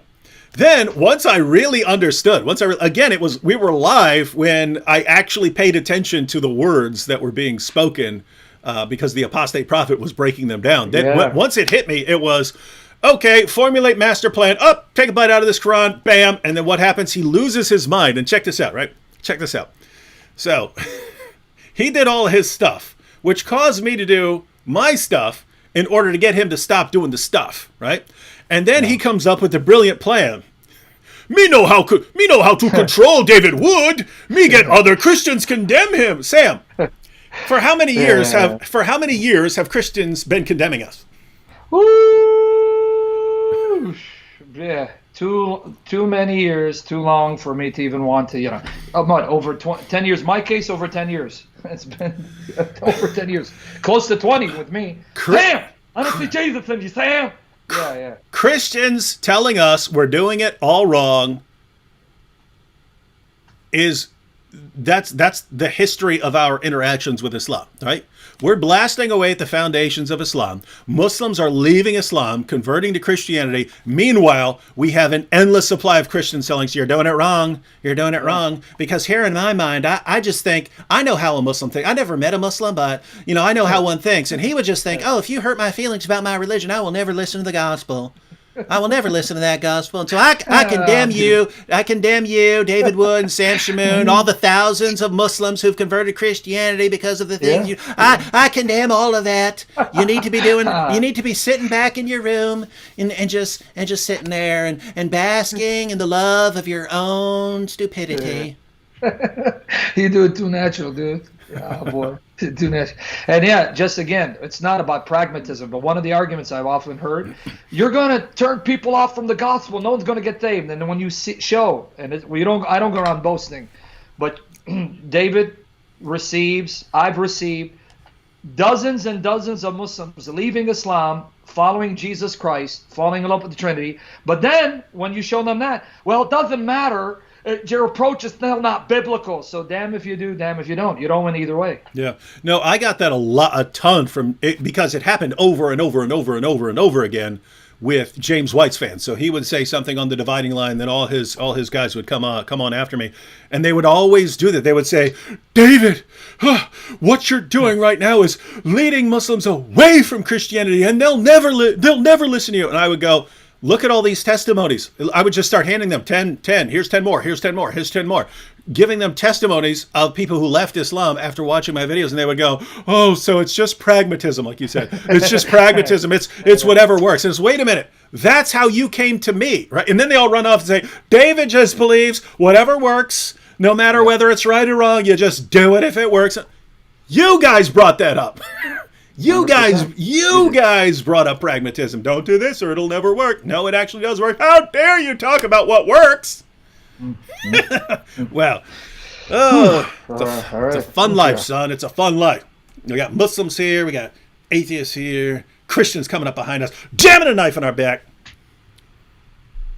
But think about it, right? If I listen to any of these guys, David, you can't do the one thing that'll stop someone like Mohammed Hijab, and did stop Mohammed Hijab from doing. Yeah, it did. From heaping abuse. How dare you, David? How dare you do the one thing that'll protect women from this mob of online abuse? Speaking of which, this reminded me what I want to ask you. I've heard this story, and I think you mentioned it. Wasn't there a general that actually took the blood of a swine, dipped his bullet in it, and I guess there were war with some Muslims, and when he killed those Muslim terrorists, he let one survive, and he says, hey, you go tell the Muslims, anytime they do something, we're going to dip these bullets in the blood of swine, and we're going to use them to shoot them down. And somehow that stopped them from attacking. I heard that. I thought maybe you mentioned that, or am I tripping? Not all right. me. Maybe someone can confirm it, because I heard two people tell me the story. It was some general at some war when Muslims were attacking, and that's what he did, and it stopped them from attacking. If you guys know what I'm talking about, Just if you can throw the name in the comment section, because I remember that. 2 people told me that story independently. Like, oh, wow. What's the point? We're not saying we Christians, we don't use violence. But you see, he understood, how do I stop these animals from killing people, terrorizing people, raping women? Because this was a war. It was in the context of work. Someone said Pershing.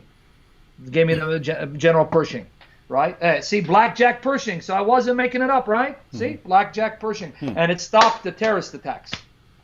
See, true story. So we get in the comment section. True story. See, bro? Yep. Thought like you. That's what I'm saying. You're the general of Christianity. The C patent of Christianity, bro. But it's spiritual. We use weapons that are spiritual. We do not use physical weapons. We as Christians, and I want to say it for the record, lest people misrepresent me. We Christians do not use physical violence against those who reject the gospel. That's not the message of Jesus Christ. So. All right. Let's. So once Hijab had spent, had gone the golden showers route and the abusing women route, and it took me all of 6 seconds to derail him. Then his big solution.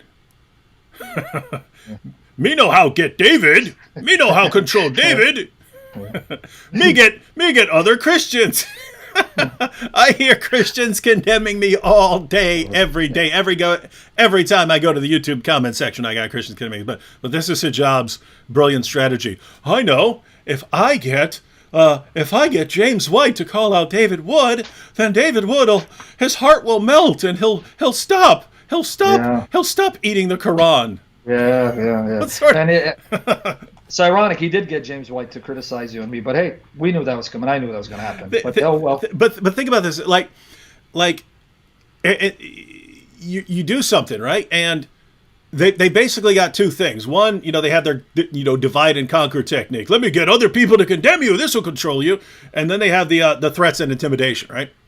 Now, if you were to sit down and make a list, what are the things that are guaranteed to never in a million years work with someone like Sam Shamoun or David Wood or something like that? Here's a list of the things that that have a 0% chance of ever working. That's what Hijab comes up with. That's what these guys come up with. Let me do the things that have absolutely no chance of ever working. Let me do those, and when they don't work, I'll just do them again, right? When they didn't work for Islamicize Me, I'll do them again. They didn't work for Mohammed's Boom Boom Room, I'll do them again. They're not working now. If I just do them more, my goodness, dude, it's like genius. He's a genius, man. Islamic logic, bro. And here's the sad part. I mean, think about this. If Mohammed Hijab wants me to stop eating the Quran, if he really wants me to stop taking big old bites out of his book here, it's pretty simple. Take down all the tweets where you're talking about people's wives. It's done, right? No, me can't do that. Those my tweets. Oh, me strong. Me can't take tweets down. Instead, he'll try all this stuff that doesn't work. It's like the dumbest nonsense ever. And this is the golden boy here. This is the golden boy. Not the golden showers boy, the golden boy. You know what I mean? It's the guy. Sapiens. Now, he hasn't taken it down yet, right? But I really suspect from pressure from Sapiens, he's going to have to remove it. But that's too late. He's going to remove it because I am going to everything I've done so far. That's what's funny. He lost his mind over me taking a bite. That was the warning, right? That was the warning shot across the bow. That is not, hey, okay, well, here's my retaliation. That's, dude, please don't make me retaliate here. I'm trying to give you some indication that I'm serious and the direction I'm going. And he loses his mind. It's the end of the world. David Wood took, he shoot up and spit out Surat al-Fatiha. Dude, you are not made for this, Hijab. You are not made for this kind of battle. You're not made for it. So, very simple. Take down every single tweet where you mentioned someone's wife. Someone's wife, or people's wives, right? It's very simple. It's straightforward. I'm not saying you can't criticize the apostate prophet. I'm not saying you can't criticize the, Abdullah Samir or something. Wives off the table. And what's amazing is the Muslims look at this and they say, well, we're using our freedom of speech because you're using your freedom of speech. This is not a freedom of speech issue. Freedom of speech means your speech is protected by the government and these platforms and so on. No one's stopping you. No one's stopping you from doing that, right? The government is not stepping in. Twitter is not stepping in to stop you. I'm telling you this. To be clear, this is not a freedom of speech issue. This is a I know your book, and I will use your book to tell you what to do situation. And I'm ordering you, you better do this, or I'll do this. And I'm saying, you better take down the tweets, or there's no limit to my plans, man. There's no limit to the things I'll come up with. And you're sitting here with Surah 6, 108, right in your face saying, Hijab, you better do what David says. You better do what David said. Better yet, do what your God says, 6108. Do what Allah says. Basically, do what Allah says. In this situation, I'm basically in Allah's position because you're supposed to do what I'm saying according to your book. You better respect. Yeah. Do what your God and messenger say, dude. Come on. Let's see if he does. All right, let's read a little more. Let's see. Why, when you had the chance to destroy me, you wanted to run away? Look at this liar. I've never seen this. Does this guy ever stop lying? Look. Why, when you had the chance to destroy me, you wanted to run away? Now behind the screen, you are a big man. He's, I haven't seen this, but I can see that's Vocab's old background. So this is from the Vocab interview. But I haven't watched this clip. If someone wants to watch it, you can tell me.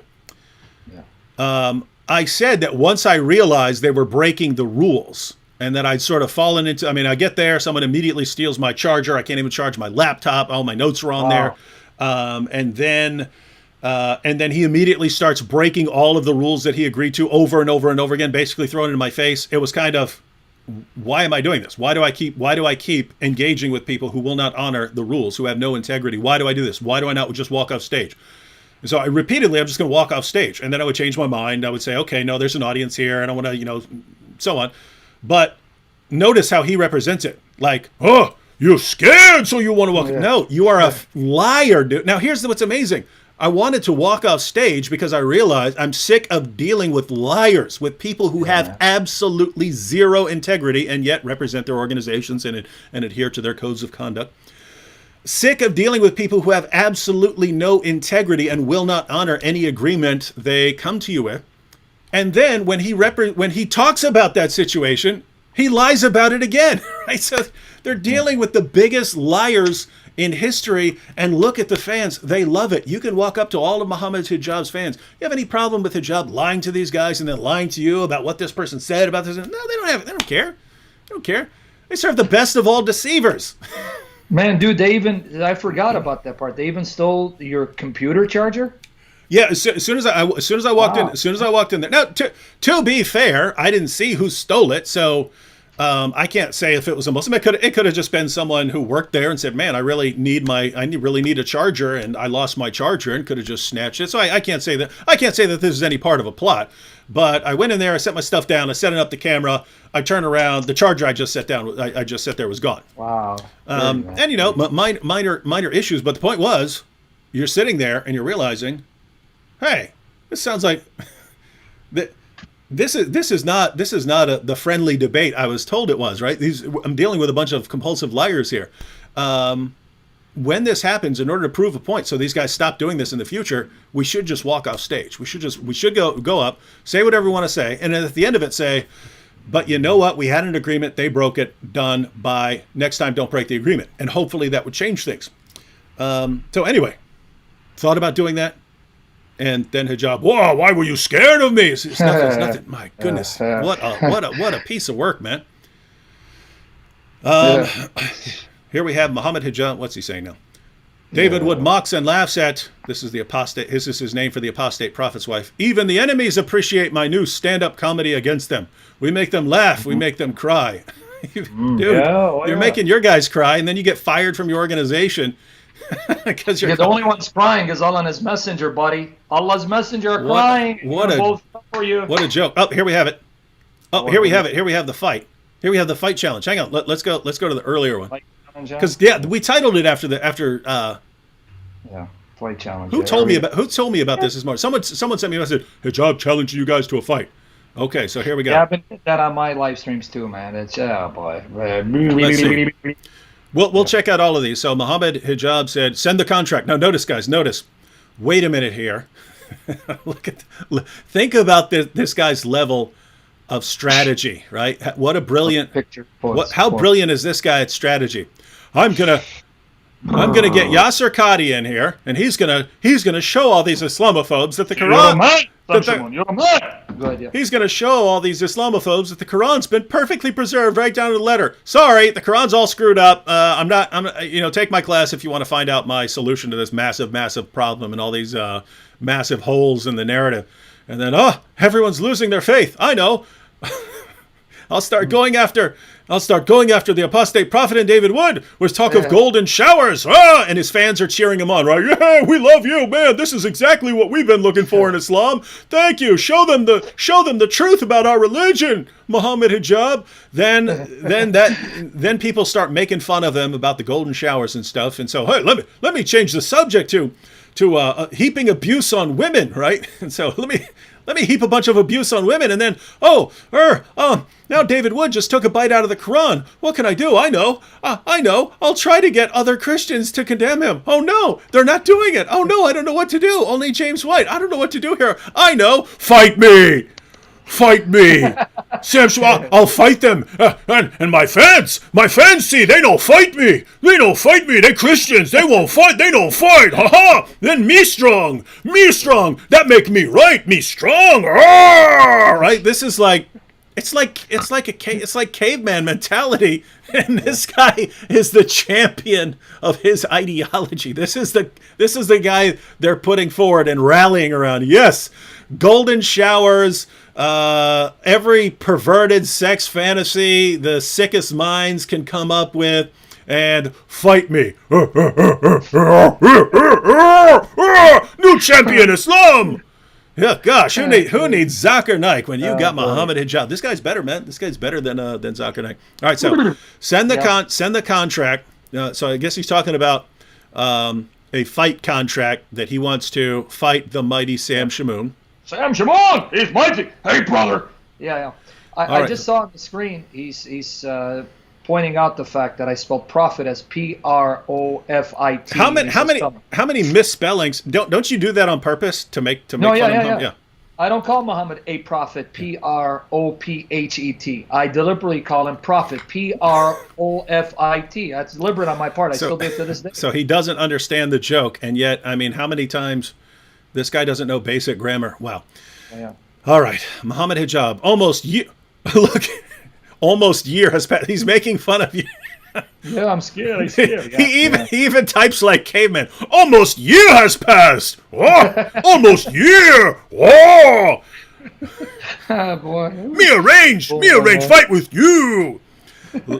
So let's see if you are a man of your word. Mohammed Hijab talking about being a man of your word. The biggest liar I have ever encountered in my entire life. And I spent years in prison, ladies and gentlemen. The biggest liar I've ever encountered. Champion representative of Islam saying, let's see if you are a man of your word. And if you're brave as you claim. He doesn't even know how to use the right your, and he's making fun of you for making fun of Muhammad by calling him prophet. Dude, he's trying to imitate the Quran with all of its grammatical mistakes, because that's the miracle. What's wrong with you? Yeah, because I mean, think about it, right? I mean, we're sitting here, and this guy can barely write a coherent sentence. But compared to his prophet, I mean, this guy's Shakespeare. Yeah. Look, oh boy. Okay, and here we go. But he's not just challenging Sam Shamoun to a fight.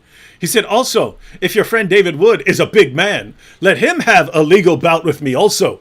Let's see what he will be spitting out then. And his wife, Aunt Marie. Wait, I have a wife, Anne Marie? I'm not a Muslim, dude. Come on. Oh, man. So I didn't know you had another wife on the side, I got multiple wives, man. Surprise, David. Hey, right. Surah 4, verse 3, man. Never up to 4. And his wife and Marie and kids can watch their husband/dad get decimated legally, physically, just as we dealt with him intellectually. He's trying to find the rhythmic pattern, follow the rhythmic pattern of the Quran. You catch it? Me beat you legally, physically. Now notice, he wants to do it legally, so he's got to be talking about an actual MMA fight, not like a street fight, which would be illegal, right? It's got to be an MMA fight, right? It's like a rules based MMA fight, because you can't just go beating people up. Even though we know in reality, if he had the upper hand, he would come and slit our throats and behead us if he had the opportunity.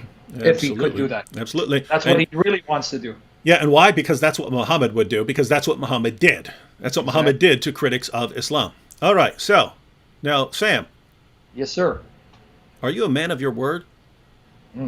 Well, let me tell you something.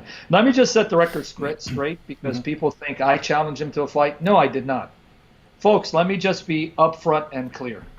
And I'm not saying it to say it. I'm being honest. As a Christian, I don't go around threatening people to beat them up physically, because that's not what the Lord authorized us to do. The context was he reached out to me for some reason, right? And he said, I want to fight you in the ring, as opposed to challenging me to a debate. I would think this guy would want to challenge me to a debate. I got a message, and you can go back. It's all there. It's in the public domain. He says, I want to fight you legally for insulting Allah and his messenger. And I said, listen, friend, I'm not a fighter.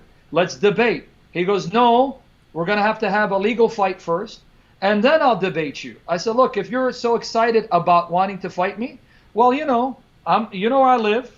Come and jump me in the street. Come beat me up, right? If you come and beat me up, then I have a right to defend myself if you're really excited about fighting. That's the context. That was the context. Honest to God, that's the context. Now, as a Christian, I'm not called to fight physically those who reject the gospel of Jesus Christ. But since this man is telling me he wants to fight legally, here's the deal, David. Note, again, I want to be clear. I'm not looking for a fight. I'm not looking to get into the ring and fight this guy. Because let's say he pounds my face in, David. Does that mean Islam is true? No, but I have a tough time imagining that happening, Sam. But go ahead. Oh, it's okay. Look, man, I haven't. Thank the Lord, I have not gotten into a physical fight over 20 years. But you remember when we were in Chicago and I met all your old Assyrian buddies? Yeah, dude. Those guys were telling me some stories, Sam. Yeah. They were telling me stories about you knocking dudes clean out left and right before you, and they were like, "You're so happy he's a Christian now because he was just knocking dudes' heads off."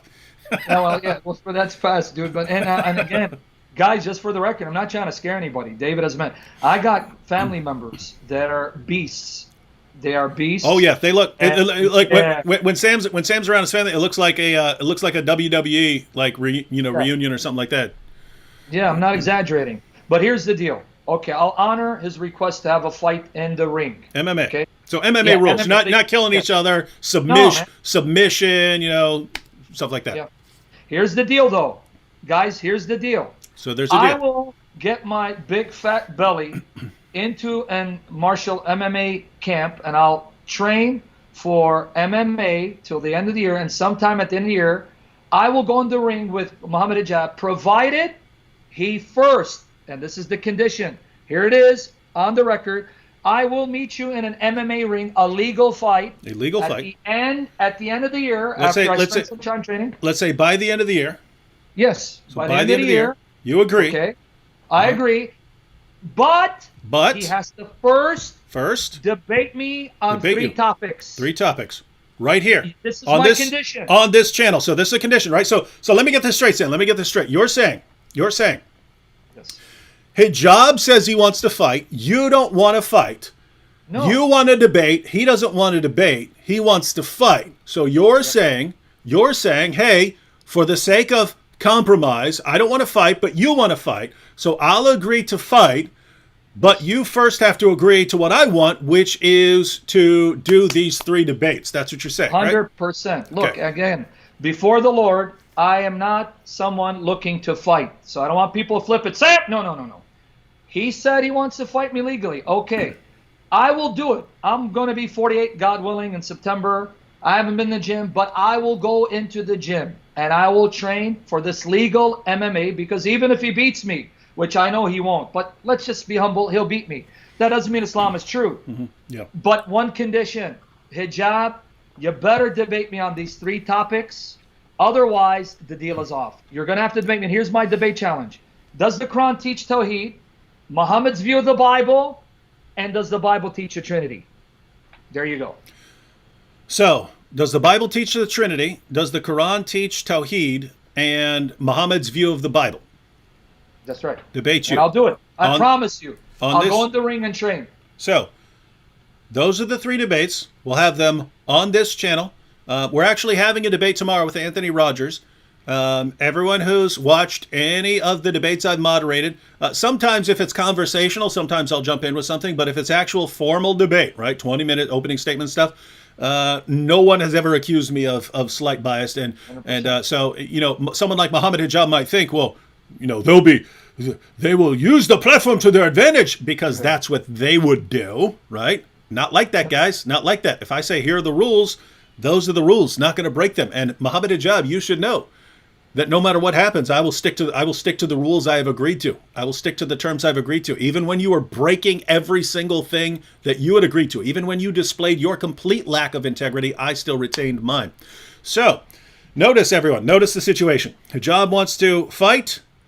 Sam doesn't want to fight. Sam wants to debate. Hijab doesn't want to debate. So, for the sake of compromise, and how hilarious is it going to be when he starts making excuses here, right? No, you must come over here to Speaker's Corner. Dude, we have a channel right here. No traveling required. I ain't going to Speaker's Corner. We can do it here. Yeah. And it's yeah. So, no, there's no negotiation here. You can accept it or you can reject it, right? No, you will do what we say. Look, he's already giving you a massive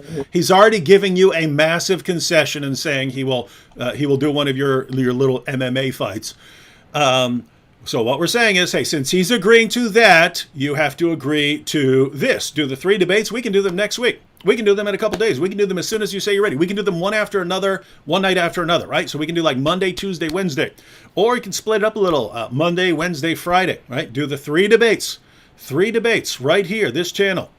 And then Sam agrees that by the end of the year, you guys will have an MMA fight. I'll do it. So I'm going to the gym right now, sign up, and say, hey, dude, I have a agreement to fight someone MMA at the end of the year. Train me. I promise you. I'll do it. So, everyone, guys, I just want to be clear. I just want everyone to know, Christians and Muslims and atheists,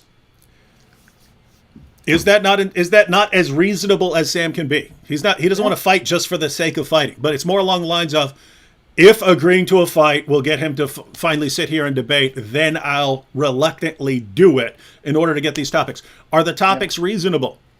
Does the Quran teach Tawheed? Does the Bible teach the Trinity? What is Muhammad's view of the Bible? Those are entirely reasonable topics. Entirely reasonable topics. He might not like the idea. He might not be crazy about the idea of having it on this channel, but you can look back. You can look back. I'm completely neutral when I'm the moderator. Everyone knows that. Everyone knows that, and Hijab knows that.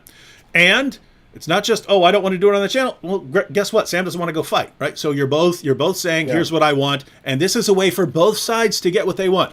Christians getting public debates, and Hijab getting fights, right? Yeah.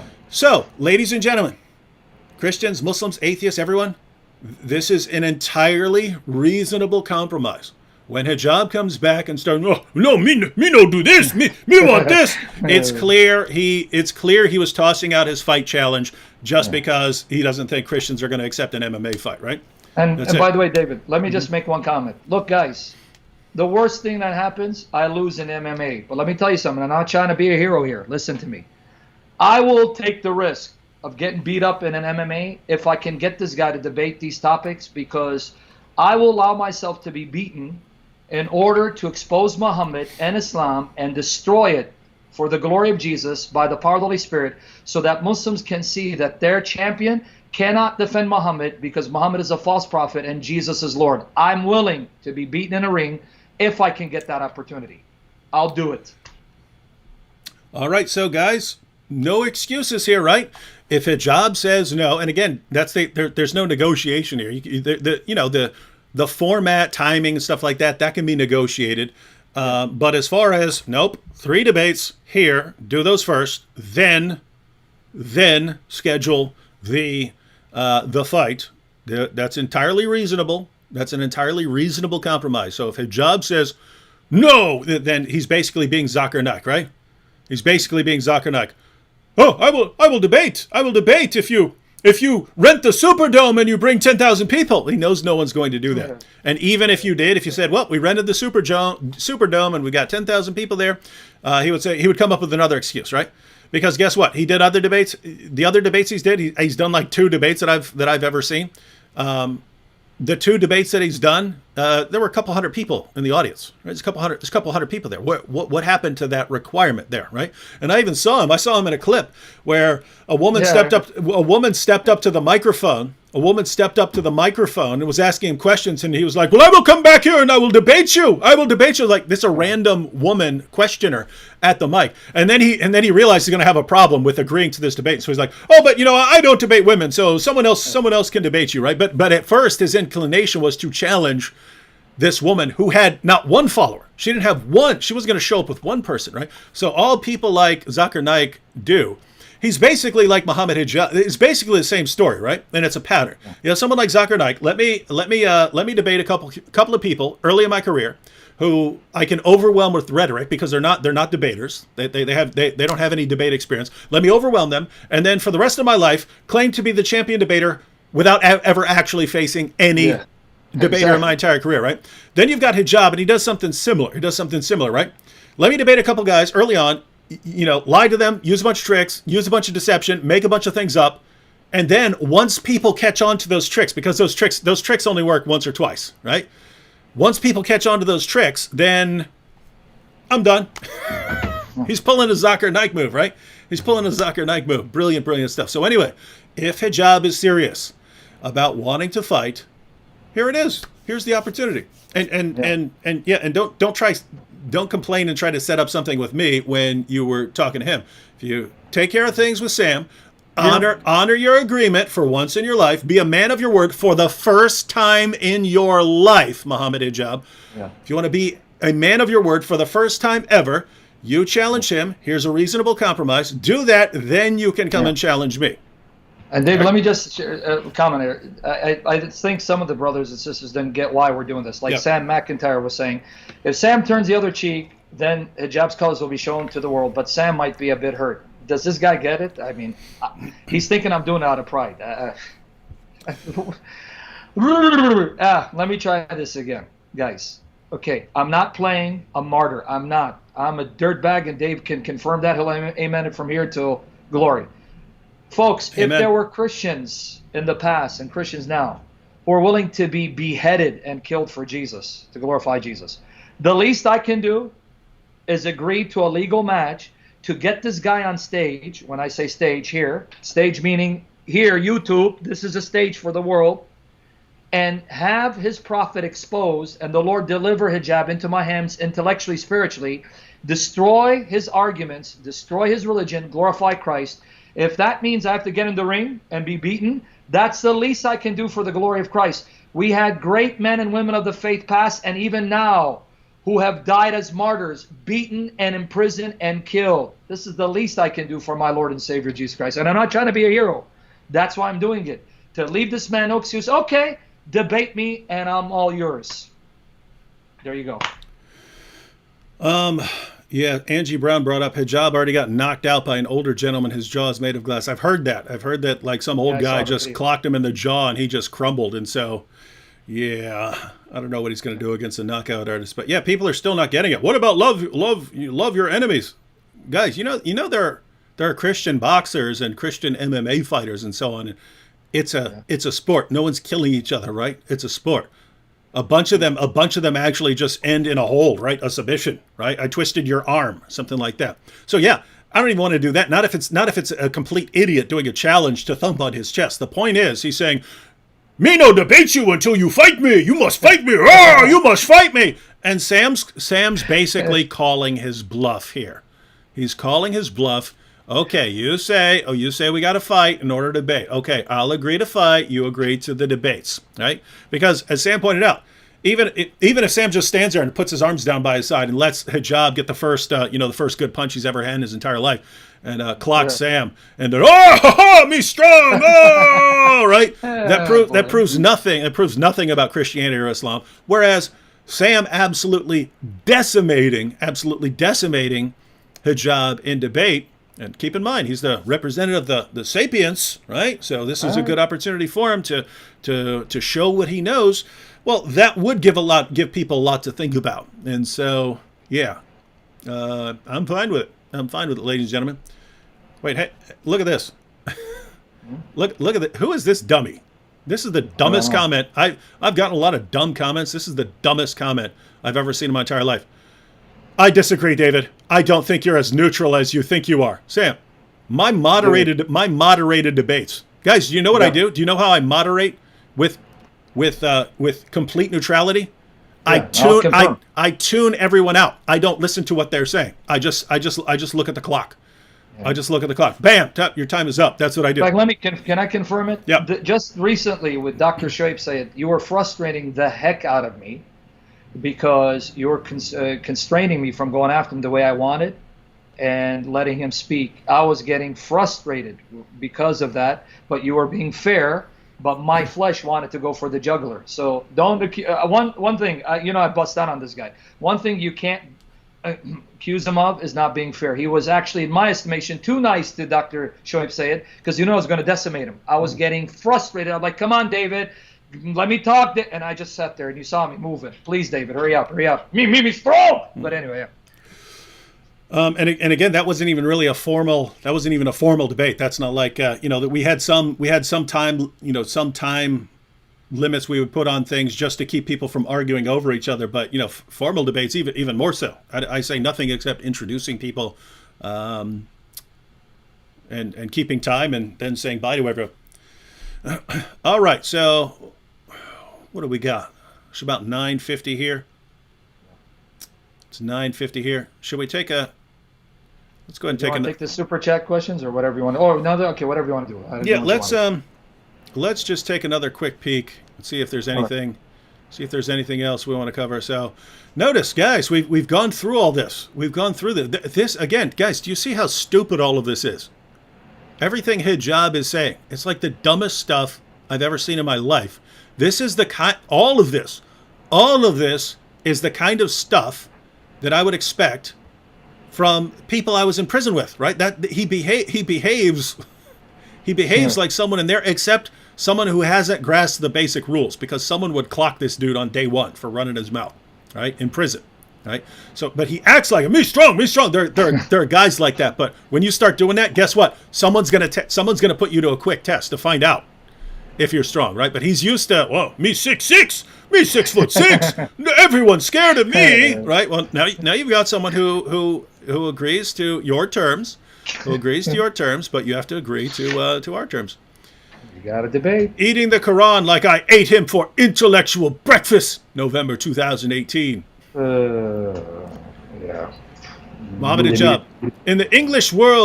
In the English-speaking world of apologetics, it seems the Muslim intellectual threat is too potent. This is the guy. The wise are whores. Golden showers. Golden showers. And then this is his intellectual threat. We have apostates, atheists, and Christian anti-Muslim apologists all forming a major coalition only to deal with one group, which constitutes the demographic minority in the West. Now think about this. He's the one running around, Ali Dawa, hey, yep, we're going to behead you guys. We're going to behead you guys once you take over, and causes people to actually unite to confront this stupidity, and then he whines about it. What a winner, man. Yeah. This is it. This is the guy that's going to now represent Sapiens Institute. The champion, man. The champion, the guy that puts the fear of Allah in all of the kuffar that were running scared. Ooh, I scare. David, now that you challenge me, I can't sleep at night. I need a pacifier. I need a pathy. Give me a pathy, David. I need pacifier. Yeah. All right. So, guys, we kind of went through the major issues there, and so the ball is in Hijab's court.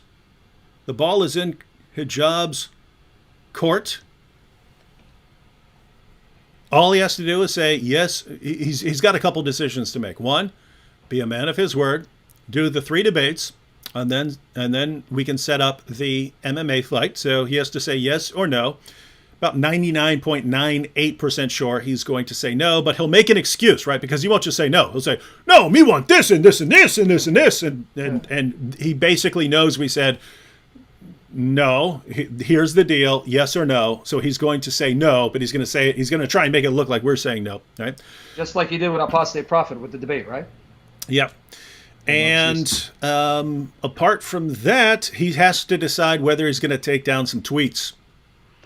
He has to decide whether he's going to take down some tweets. And I've already announced to him, I've told him where I'm willing to go. Where I'm willing to go to make sure he takes down those tweets. And guys, it will not be pretty. So if he has the slightest concern for Islam and being faithful to the Quran, he needs to pay attention to the Quran. He needs to pay attention to the Quran. He needs to pay attention to what his God says. And just, it's so simple, right? He's, how do I stop David from eating the Quran? How do I do it? Take down the tweets. No, I can't do that. No, me strong. Right? It's so dumb, dude. Me, it's like that character, you're killing me, man. I can't stop laughing, bro. That's a beautiful character, bro. I love it. No. By the way, Sam, notice the difference here, right? Yeah. I think to myself, here's what I want Mohammed Hijab to do. And I immediately go for the one thing that'll make him do it, right? I don't do 50,000 other things to try and get him to do it. I go immediately for the one thing that'll actually make him do what I want him to do, right? I zero in on that. I have a built-in detector. I can immediately jump on whatever is the one way to get something done. Hijab, notice he's the complete opposite. There's one way. There is precisely one way to stop David from desecrating my Quran. There is one thing I can do. I can take down these two. And that's the one thing he won't want to do. I will do everything else in the world. I'll go cry to a bunch of Christians. I'll post a bunch of tweets to Christians. Christians, will you help me? James White, will you help me? Will you help me take this guy and make him stop? He attacking my Quran. I don't like it. Right? It's like a big joke. Like, let me try everything except the one thing that will work. So notice the difference, ladies and gentlemen. I got when I see a problem, what will fix it? Oh, this one thing? Well, that's what I'm doing. What does Hijab do? Oh, I see a problem. What do I do about it? Let me try the only thing that won't. Let me try everything that won't work. This is your champion. You guys are in trouble. You Hijab fans, you guys are in trouble. If the only thing you can say in defense of your religion is, hey, Hijab strong, Hijab crush you. Your boy got smashed. You got smashed. Dude, man, you gotta stop that. No, I'm just saying that because that's how Hijab's fans are, right? We're sitting there blasting away at people's belief in Muhammad. We're blasting away at their confidence in the Quran. We're blasting away at all the foundations of their religion. And they're saying, oh, our guy's strong, our guy's strong. Do you guys realize how much trouble you're in? Do you realize what you're doing to your religion? It would be sad if it weren't so hilarious. Yeah, boy. Oof, boy. All right, let's take... Hey, Dave, look, if Tyson can come out of retirement to train, so can I, bro. All right, but anyway. You're not gonna need to, dude. He's not gonna do it. He's a coward. At the end of the day, that man is a coward. Mark my words. Lisa Look with the super sticker said thank you. Welimu Chakawa Musa. Sam and Dave, we love you. Keep biting it. Can we also? I think it means keep biting the Quran. Yeah. I think that's the brother I'm going to be talking to tonight. He had some questions about the Trinity. So guys, don't forget, around midnight. No, wait, so 10. Yeah. 1 a.m. Eastern Standard Time. I'm going live with some questions, but go ahead. Jin Furakusu said this will be David, not me, David. He means David versus Goliath. This will be David versus Goliath, and it's Sam versus Hijab. So you're David, and he's Goliath. Because that's a big dude. I'm like 6'3", and he was towering over me, so that's a big dude. Anointed said, I think after the third debate, he might convert and cancel the fight. And that would be the real goal, right? And that's the idea. That's the idea behind having the debates now, having the fight at the end of the year, is once Sam actually schools him, not through tricks, not through lying, not through things like that. Once Sam schools him, it's not going to sink in immediately, but you hope that he actually reflects on these things and realizes that all his confidence is based on a lie, and it's based on this thug mentality. Me strong. Hopefully he realizes how stupid that is and then doesn't want to fight. Dar Ramlogan said, Hello, David Woods. Sub to your channel for over 2 years now. I have been watching your live streams as of late because of COVID. Yeah, actually, it sucks. I know a lot of people, their lives were massively affected by COVID. They, had to stay home. They couldn't go to work. A lot of people had problems. But for people on YouTube, it was actually good because normally I travel a lot as well. I'll go speak in different places, and that keeps me from making videos during that time. But also, lots of people were at home and were just watching YouTube videos. So it was an awesome time to be putting out YouTube videos, especially when it's giving people something to do because people are stuck at home. So hey, why not go live? Why not go live and have some fun?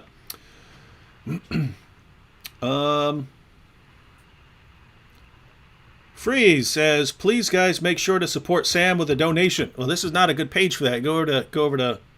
Wait, what do you got? What? People are saying support Sam with donations. Okay, what does that mean? I don't get it. They're saying support Sam. You confused. You got me discombobulated. No. Look. I think people are saying support Sam with donations, ladies and gentlemen. I got a Patreon page, and they can do on PayPal as well. So go to my YouTube channel. The point I'm making is this is my channel. Don't send me money because if you're trying to send money to Sam, go to his Patreon. You can they can find the link on your YouTube channel. If you go on my YouTube channel, one of the videos that has the links to my Patreon and a PayPal that you can do as well. So guys, God bless you guys. Thank you.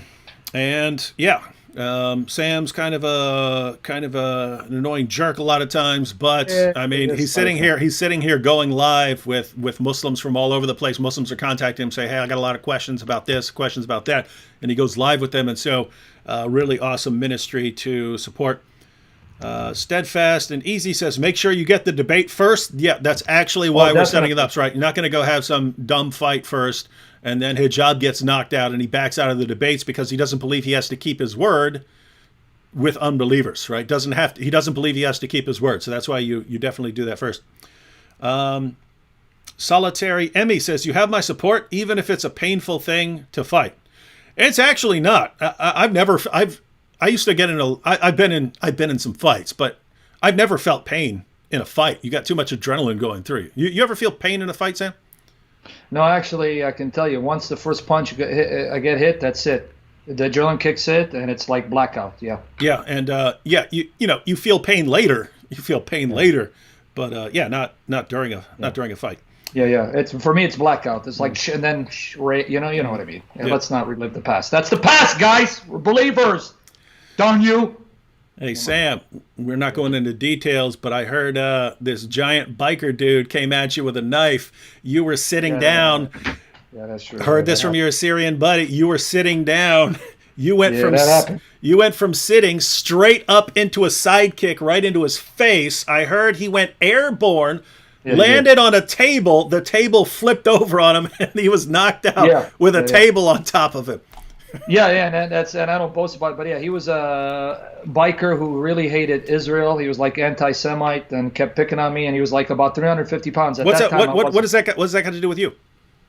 Because I guess he thought I'm, I don't know. He goes, hey, you Assyrians, you Greeks, and blah blah blah. I don't know what. So it's just everyone from like Middle East, Mediterranean area, stuff like that. Okay. So, that's what happened. Yeah, but that's past, buddy. We're under the blood, buddy. Mm-hmm. We're a new creation. George Bond said, your energy and persistence is admired and contagious. God bless. Titusak said, when all arguments for Islam fail, resort to violence. And now we know why Islam is so violent. Yeah, I mean, notice the pattern that Mohammed Hijab is following here, right? Because it's the same thing that we see in the early Muslim community, right? In the lifetime of Muhammad, right? You start tossing around insults and stuff, and that doesn't work. Oh, let me try this. Well, that doesn't work, and then eventually, we're just going to subjugate you and make you not be able to talk. Right? That's exactly what you're seeing unfolding in this man's life. So that's why we say, great example for everyone. For My King 1 says, video idea. D Wood presents Cooking with the Quran. Best recipes for your Quran pages. Oh, boy. Yeah. A couple people asked, David, how far are you willing to go? Pretty far. But keep in mind, the first, right? And I'm going to try to avoid this. But the first repercussion, if hijab does not agree with the Quran, if he does not agree to follow the Quran, will be something like a Desecrate the Quran week, where since he invited his followers to heap abuse on women, I will invite followers, not all followers. I don't want most people doing it. Only certain kind of people. I mean, for people who are out there trying to, do evangelism and stuff like that, you don't want to be doing this stuff. You don't want to get your stuff, you don't want to get your hands dirty. But for those of you who have more of a kind of protector type of personality, I'm going to, protect these people from people like Hijab. Yeah, we will. Again, don't want to do this. Don't want to do this. Hope it doesn't come to this. But yeah, the first real step will be a Desecrate the Quran week to get Hijab to take down those things. Although, as I mentioned, this is the best deal he's going to get. All he has to do right now is take them down. Later, he'll have to do more. He'll have to issue public apologies to them. He'll have to, things like that. So he's going to have to do more and more the longer he goes. But keep in mind, that would just be the beginning. That would just be the beginning. I'm willing to go, and I'm willing, guys. I've multiple times in my life, I've burned my life to the ground. I've burned my life to the ground, right? And this dude he still can't seem to figure out, wait a minute, I'm dealing with a guy who sat there and smashed his own dad's head in with a ball-peen hammer. Maybe when he says he's going to do something to my Quran, I should take him seriously. Yeah. He still can't get his mind around that. Nope, I'll get James White. We got James White. James White, help me. James White, my friend. James White, my buddy. Come on, dude. It's like before you go to next, let me just answer a question. So, what's my martial arts background? Let me just share it real quickly, guys. Why are you giving all the details, man? Go ahead. I'm not giving details. Taekwondo, right? Now, hey, you've heard of Taekwondo? I'm an 8th degree black belt in Take One to Go and a grandmaster at Take Your Dough, baby. Take one to go. Take your dough. Jump in. All right, that's it. Good.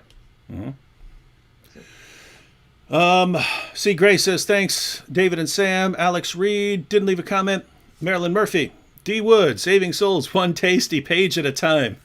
Yeah, I'm going to, if Hijab doesn't take it down quickly, just for a picture to share, I'm thinking I'm going to, get a Quran and be sitting there with a knife and fork and, taking cutting off a bite of it or something like that, like it's a steak, and just getting a picture of that so that people can share on Twitter. But I need something about hijab on there so that people think, oh, you're just doing this to do this. No, I'm doing this because this is the only way to make someone avoid some really, really horrible behavior. But if he wants to go there, again, Sam, it's like this. It's like, imagine you got two boxers.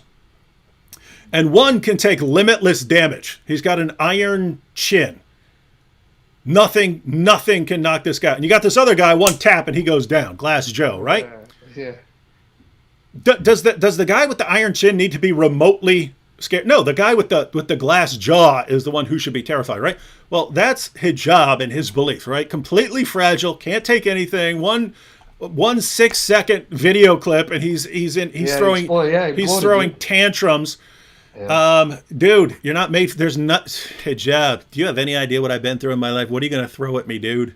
What are you gonna do to me? Yeah, dude. He doesn't know what he's messing with, bro. He does not. My goodness, man. Yeah. Wow, you've got to love the idea that these are the guys who are going to be at the helm of Islamic dawah in the world. For my King One says, take no part in the unfruitful works of darkness, but instead expose them, for it is shameful even to speak of the things that they do in secret. This applies a lot. This applies a lot to the nasty things that Hijab does. Notice he keeps talking about, the nasty things some people do in the dark. Says, keep it up, brothers. You're doing the Lord's work. Paul Georgia says, love you guys so much. God bless you always. Yeshua's alive. Said, he is. Those type of Christians who condemn what you do have not read their Bible properly to really understand the depth work of the Holy Spirit. Expose them. Yeah, and what's rough is, I get it.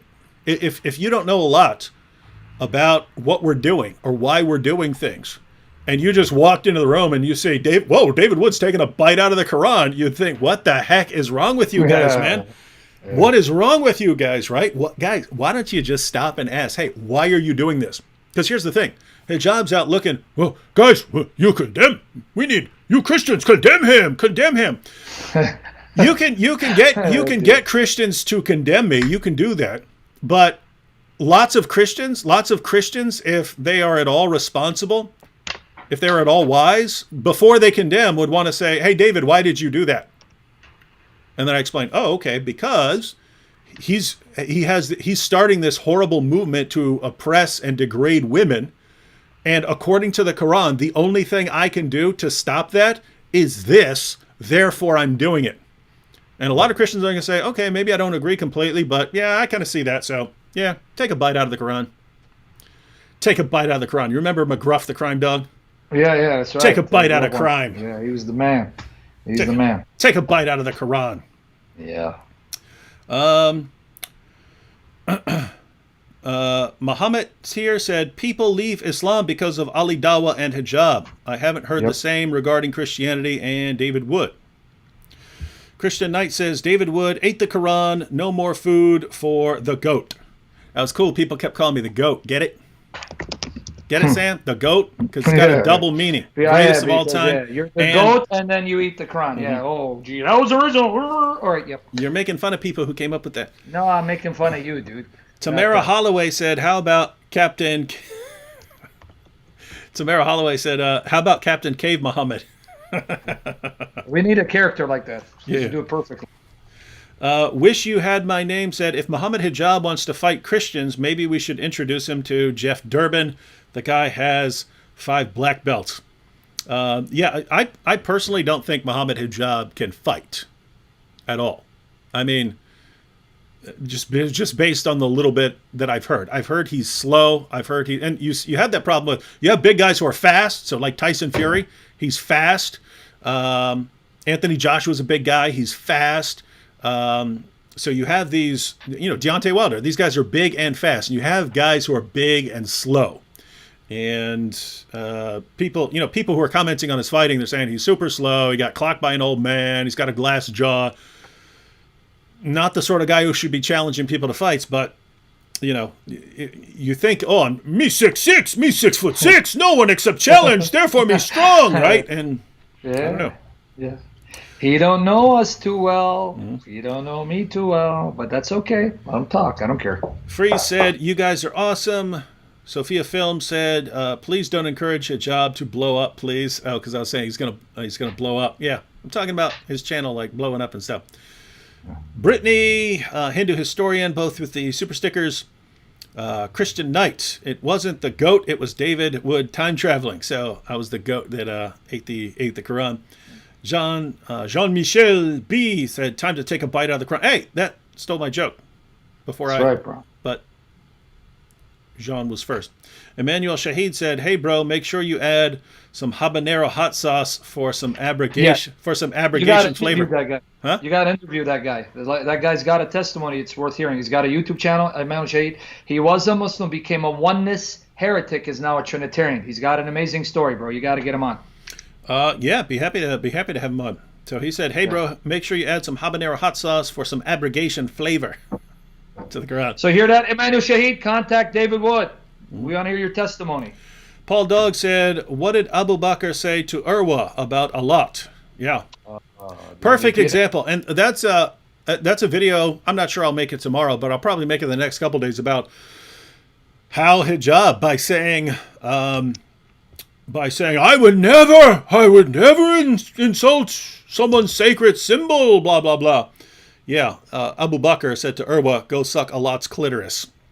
Yeah, exactly. So basically Hijab is saying, me better than Abu Bakr. Me better than Muhammad. Muhammad smashed idols. Me better than him. Dude. Notice the arrogance, man, right? The Quran, Surah 4, verse 65, you have no option. You can find no resistance in yourself to any of Muhammad's decisions. Well, Muhammad believed in smashing idols. Hijab, no, this is too evil for me. Come on, man. Hey, but I did get a Muslim just compliment me. He goes, "May Allah humiliate you, Sam Shamoon." Yeah. Well, Yeah, I'm scared. I'm gonna lose sleep tonight. Amal Alexander and Paul Dog. Paul Dog with nope, didn't leave comments. Edit Sweet says Allah has left the chat. Yeah. Carol Elisua says just left a super sticker. Joe Aluzio, never too late to cry during a golden shower hijab. Yeah. What? It's funny because now everyone calls them golden shower hijab and things like that. And who brought it up? No, people don't talk like that, right? You'd think he'd learn. Hey, people weren't talking like this until I started it. Now everyone's talking like this. Maybe I shouldn't start this with, other things that are going to lead to insults towards my religion, not simply me. He's a special kind of stupid. Yeah. Good. Yep. Choose Jesus says, haha. Choose Jesus said, haha, Satan. I just donated to a Christian channel. Christine Roberts didn't leave a comment. Laura the Apostate said, it's not Islamophobia if there is no fear of Islam. Lol, hijab.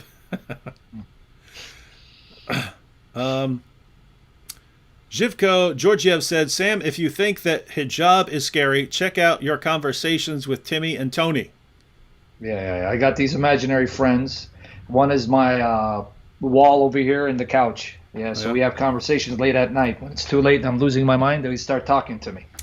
Yep, that sounds like something I don't want to hear about. Just right. AJ Soundbite says he pretends to be sadistic when deep down inside he is really masochistic. Yeah, and you see a lot of issues with someone like Hijab, right? And one of the things that you see popping up is there's stuff that he wants to do, but that he would have a tough time convincing the Muslim community is okay. But if he can somehow justify it and get the Muslim community to think that it's okay, then he can do it, right? So at the end of the day, this is an abusive dude who wants to feel really tough by insulting and degrading and demeaning women. But if he does that, a lot of people are going to say, how dare you do that? But if he says, oh, but the reason I have to heap all this abuse on all these women, the reason I have to do it is, because of Islamophobia. And then all his fans, oh, you're so noble, Hijab. Yes, heap that abuse on those women. My goodness. This is the champion, man. This is the new guy. Yeah, he's the warrior. We are the champion, my friend. Laura the Apostate said, funny because those Muslims know for a fact what we say to expose Islam is true, so they can't intellectually debate, so they throw temper tantrums instead. Certainly true with Hijab's crowd. King of Kings said, we all can agree that David and Sam would absolutely demolish Mohammed Hijab in fight the same they do intellectually. Even the Muslims know this without a doubt. Memophobe says, don't liken Mr. Hijab to a gorilla. It's Harambe. Charlotte Jorgensen said, the truth of Christ makes plain the evils of men. That is what they fear most. And yeah, can you imagine? I mean, really, you wouldn't even need to go to Christ. You just need some average good person. Compare him to Muhammad Hijab, let alone to Muhammad, the so-called prophet. Memophobe said that isn't a beard comb, it's a flea comb. Alex Andra said, I have no idea how old Muhammad Hijab is, but that he had no problem romantically pursuing 6-year-olds. Yeah, I don't know if that's true. I do know Ali Dawa said that if his daughter reached the age of 9 and got her first period, he would tell her that she's ready for marriage. So these are the guys who are leading this movement. I'm telling you, Hijab, Ali Dawa, guys, stop joining organizations. Go out on your own where you're free to be yourselves and not constrained by their codes of conduct. Solitary Emmy with a super sticker here. Sophia Agape. David and Sam are equally amazing. Each one has mad Holy Spirit given skills. David is my fave. Yeah, you little. She said. Yeah, all right, go ahead. Laura the Apostate said, I was told the same thing for making videos against Islam. So I guess this was when people were criticizing us for taking this approach. I was told that I should stop flogging Islam, and flogging Islam is extremely unhealthy, and I should get help, lol. It's true. Dude. And then we got back to the comments from the beginning where people were taking sides. Edit Sweet said David is better. True. Pelargonian Lion said Sam is a legend. David is a close second. I don't know what planet you're from. Flav C says, what do you guys think about Turkey's plan to convert the Orthodox Korah Church into a mosque after doing the same thing to Hagia Sophia? I didn't know about that. I didn't know they were planning on doing it. Yeah, that's a declaration of war. They're trying to declare war because people are going to be in an uproar for that. That's what's going to happen. And pretty similar to the situation with Mohammed Hijab. We're going to think, hey, we can keep pushing, we can keep pushing, we can keep pushing until people finally react. And then, oopsie, no, sorry, let's negotiate here. Yeah, I'm going to go, darn, I lost my job. JM with the super sticker. Tanya Santiago. Praying for God to dismantle them. Glory to King Jesus. Praying for you guys. Amen. Sam is a walking Bible. Yep. Or an Assyrian encyclopedia. Conflict Ortiz said Christian Prince. Oh, that was back when I said name someone better than Sam. Yeah. Christian Prince is a beast. I can't. Sam's the best. Sam's the best. No. Put it this way. I would say attacking Islam. Attacking Islam. That would be a tough call. But on the issue I brought up, defending Christian doctrine against the objections. You're too quick, and your mind is like a computer, and you come out with way too much information. Keep in mind, guys, we're not really in competition here. We're not really in competition here. No. Different people are awesome at different things, and that's why we're a body. And I do want to say, but in my estimation, again, it's not about who's the best; it's about King Jesus. But in my estimation, that ugly hater Anthony Rogers is the best in my opinion. That's my opinion personally. Even though he's ugly as sin, and he's America's most unwanted, but. With that said, go ahead. One God 777 with the super sticker. Believer God says Sam is definitely balder. David, you lose. That's right. Lord the Apostate David, both you and Sam are amazing. Divine Soldier says Hijab should wear a hijab because he's so sensitive. And then we had a bunch of comments on the, let's see, Conflict Ortiz just wanted to thank Sam for his teaching on the Holy Spirit being a person. All right. Then we have a bunch of people taking sides on who's better. Man. They know. Look, they know I'm better than you. That's enough. So we don't need to remind ourselves of how much better I am than you. All right. All right. Just want you to know that. All right. So let me just go back to any ones that came up after I started scrolling through them. Oh, there were some more. Alice Shamir gave the thumbs up. Gilead Digital said you are the best. Josie Blessing didn't leave a comment. Cardo Loyola, that Quran page you ate would have made more sense on the way out than it did on the way in. Yeah, it doesn't make a lot of sense. Alex Andra said, why aren't women spitting and eating Surah 4 verse 34?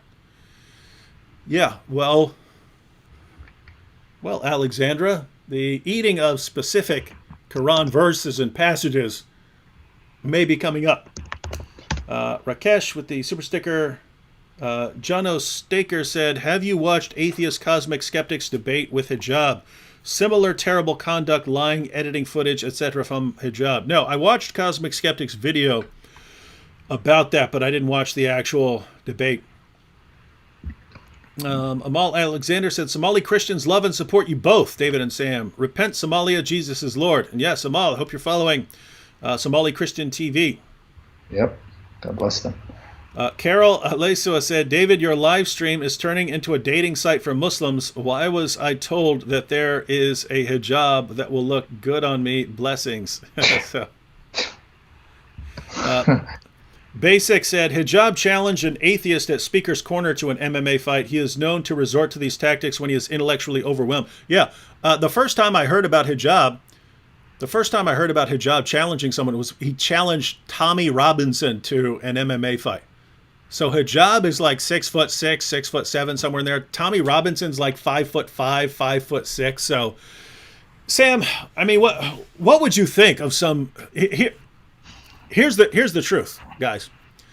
Because again, I was in prison for a lot of years, and the dudes who walk in running their mouths are the ones that can get knocked out instantly. The really dangerous ones don't have anything to prove. They walk in, they're calm, they don't run their mouths until someone messes with them. And then you find out that they fight like Evander Holyfield, right? You don't find that out until one of these idiots who goes around running his mouth runs up against someone. Oh, me strong, me mess with this quiet guy. Pop! Where are my teeth? What? Where are my teeth gone? Oh, my teeth. Oh, right. And you come to impersonate. Yeah, that's true. That happens. I can tell you a story, but we ain't got time. Well, some other time. That happened. Me and my boy almost got knocked out by a guy that was quiet, but he was a beast. But no, we ain't got time for that talk. Yep. What else? Set Free by the Truth said, God bless Dr. David Wood and Sam Shamoon. Maziga said, Dr. Wood, could you do an episode on the anti-Jesus content in the Talmud? No. You'd want someone like Michael Brown. You'd have to have me go out and study it.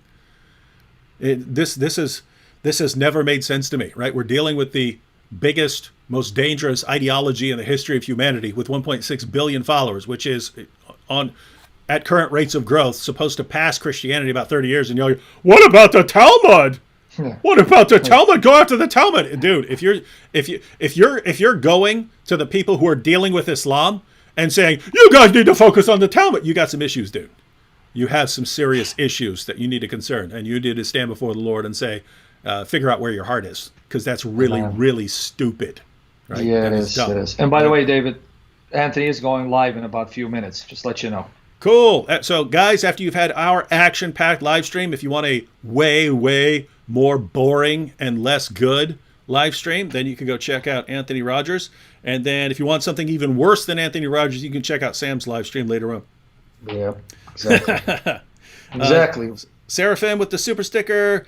Karis with, we need Halal Hogan to pull the intellectual leg drop on Hijab. Getsum says, I agree with y'all. Knock him out, Sam. I want to debate the Trinity. So someone wants, but call me on Skype. I want to debate the Trinity. Getsum. Sam has invites people on his live stream to call me tonight. He's saying call him tonight. It doesn't get any better than that. Skype Benny_Malik 3. You know it. Come find me.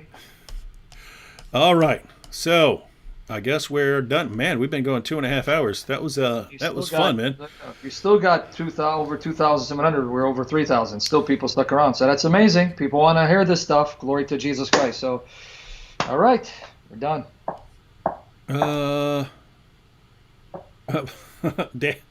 Hang on, we had a couple more.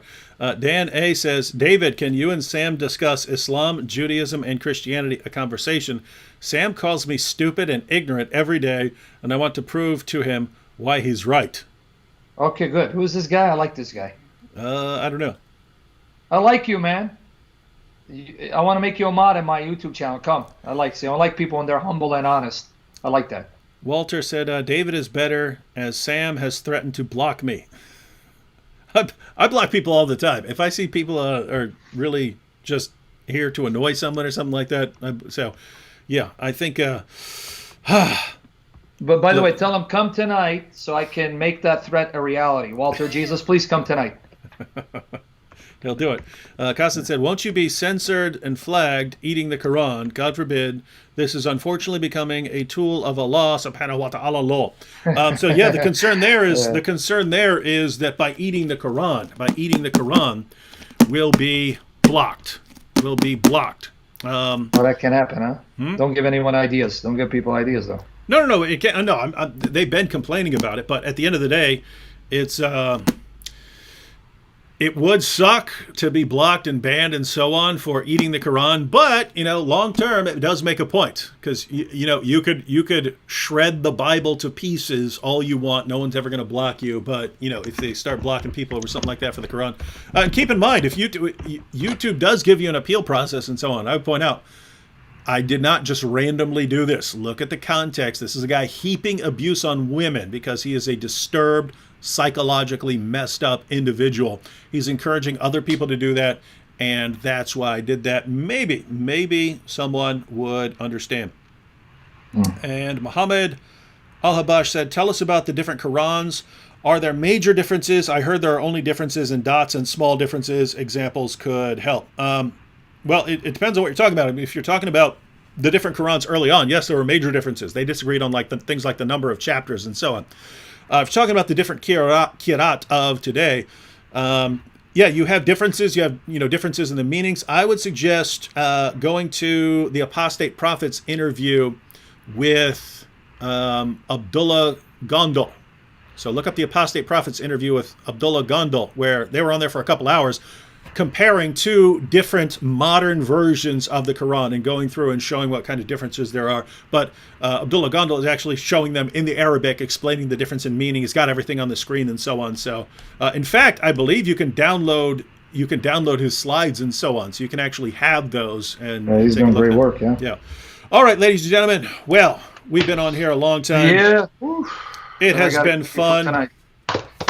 So Hijab has two major questions to answer. One, are you going to delete that content? Because if not, keep in mind, ladies and gentlemen, if he does not delete every tweet that mentioned someone's wife, then, well, the next time we're discussing him, which shouldn't be very far away, I'm going to have to eat Surah 6, verse 108 of the Quran in Arabic. Why? Because if Mohammed Hijab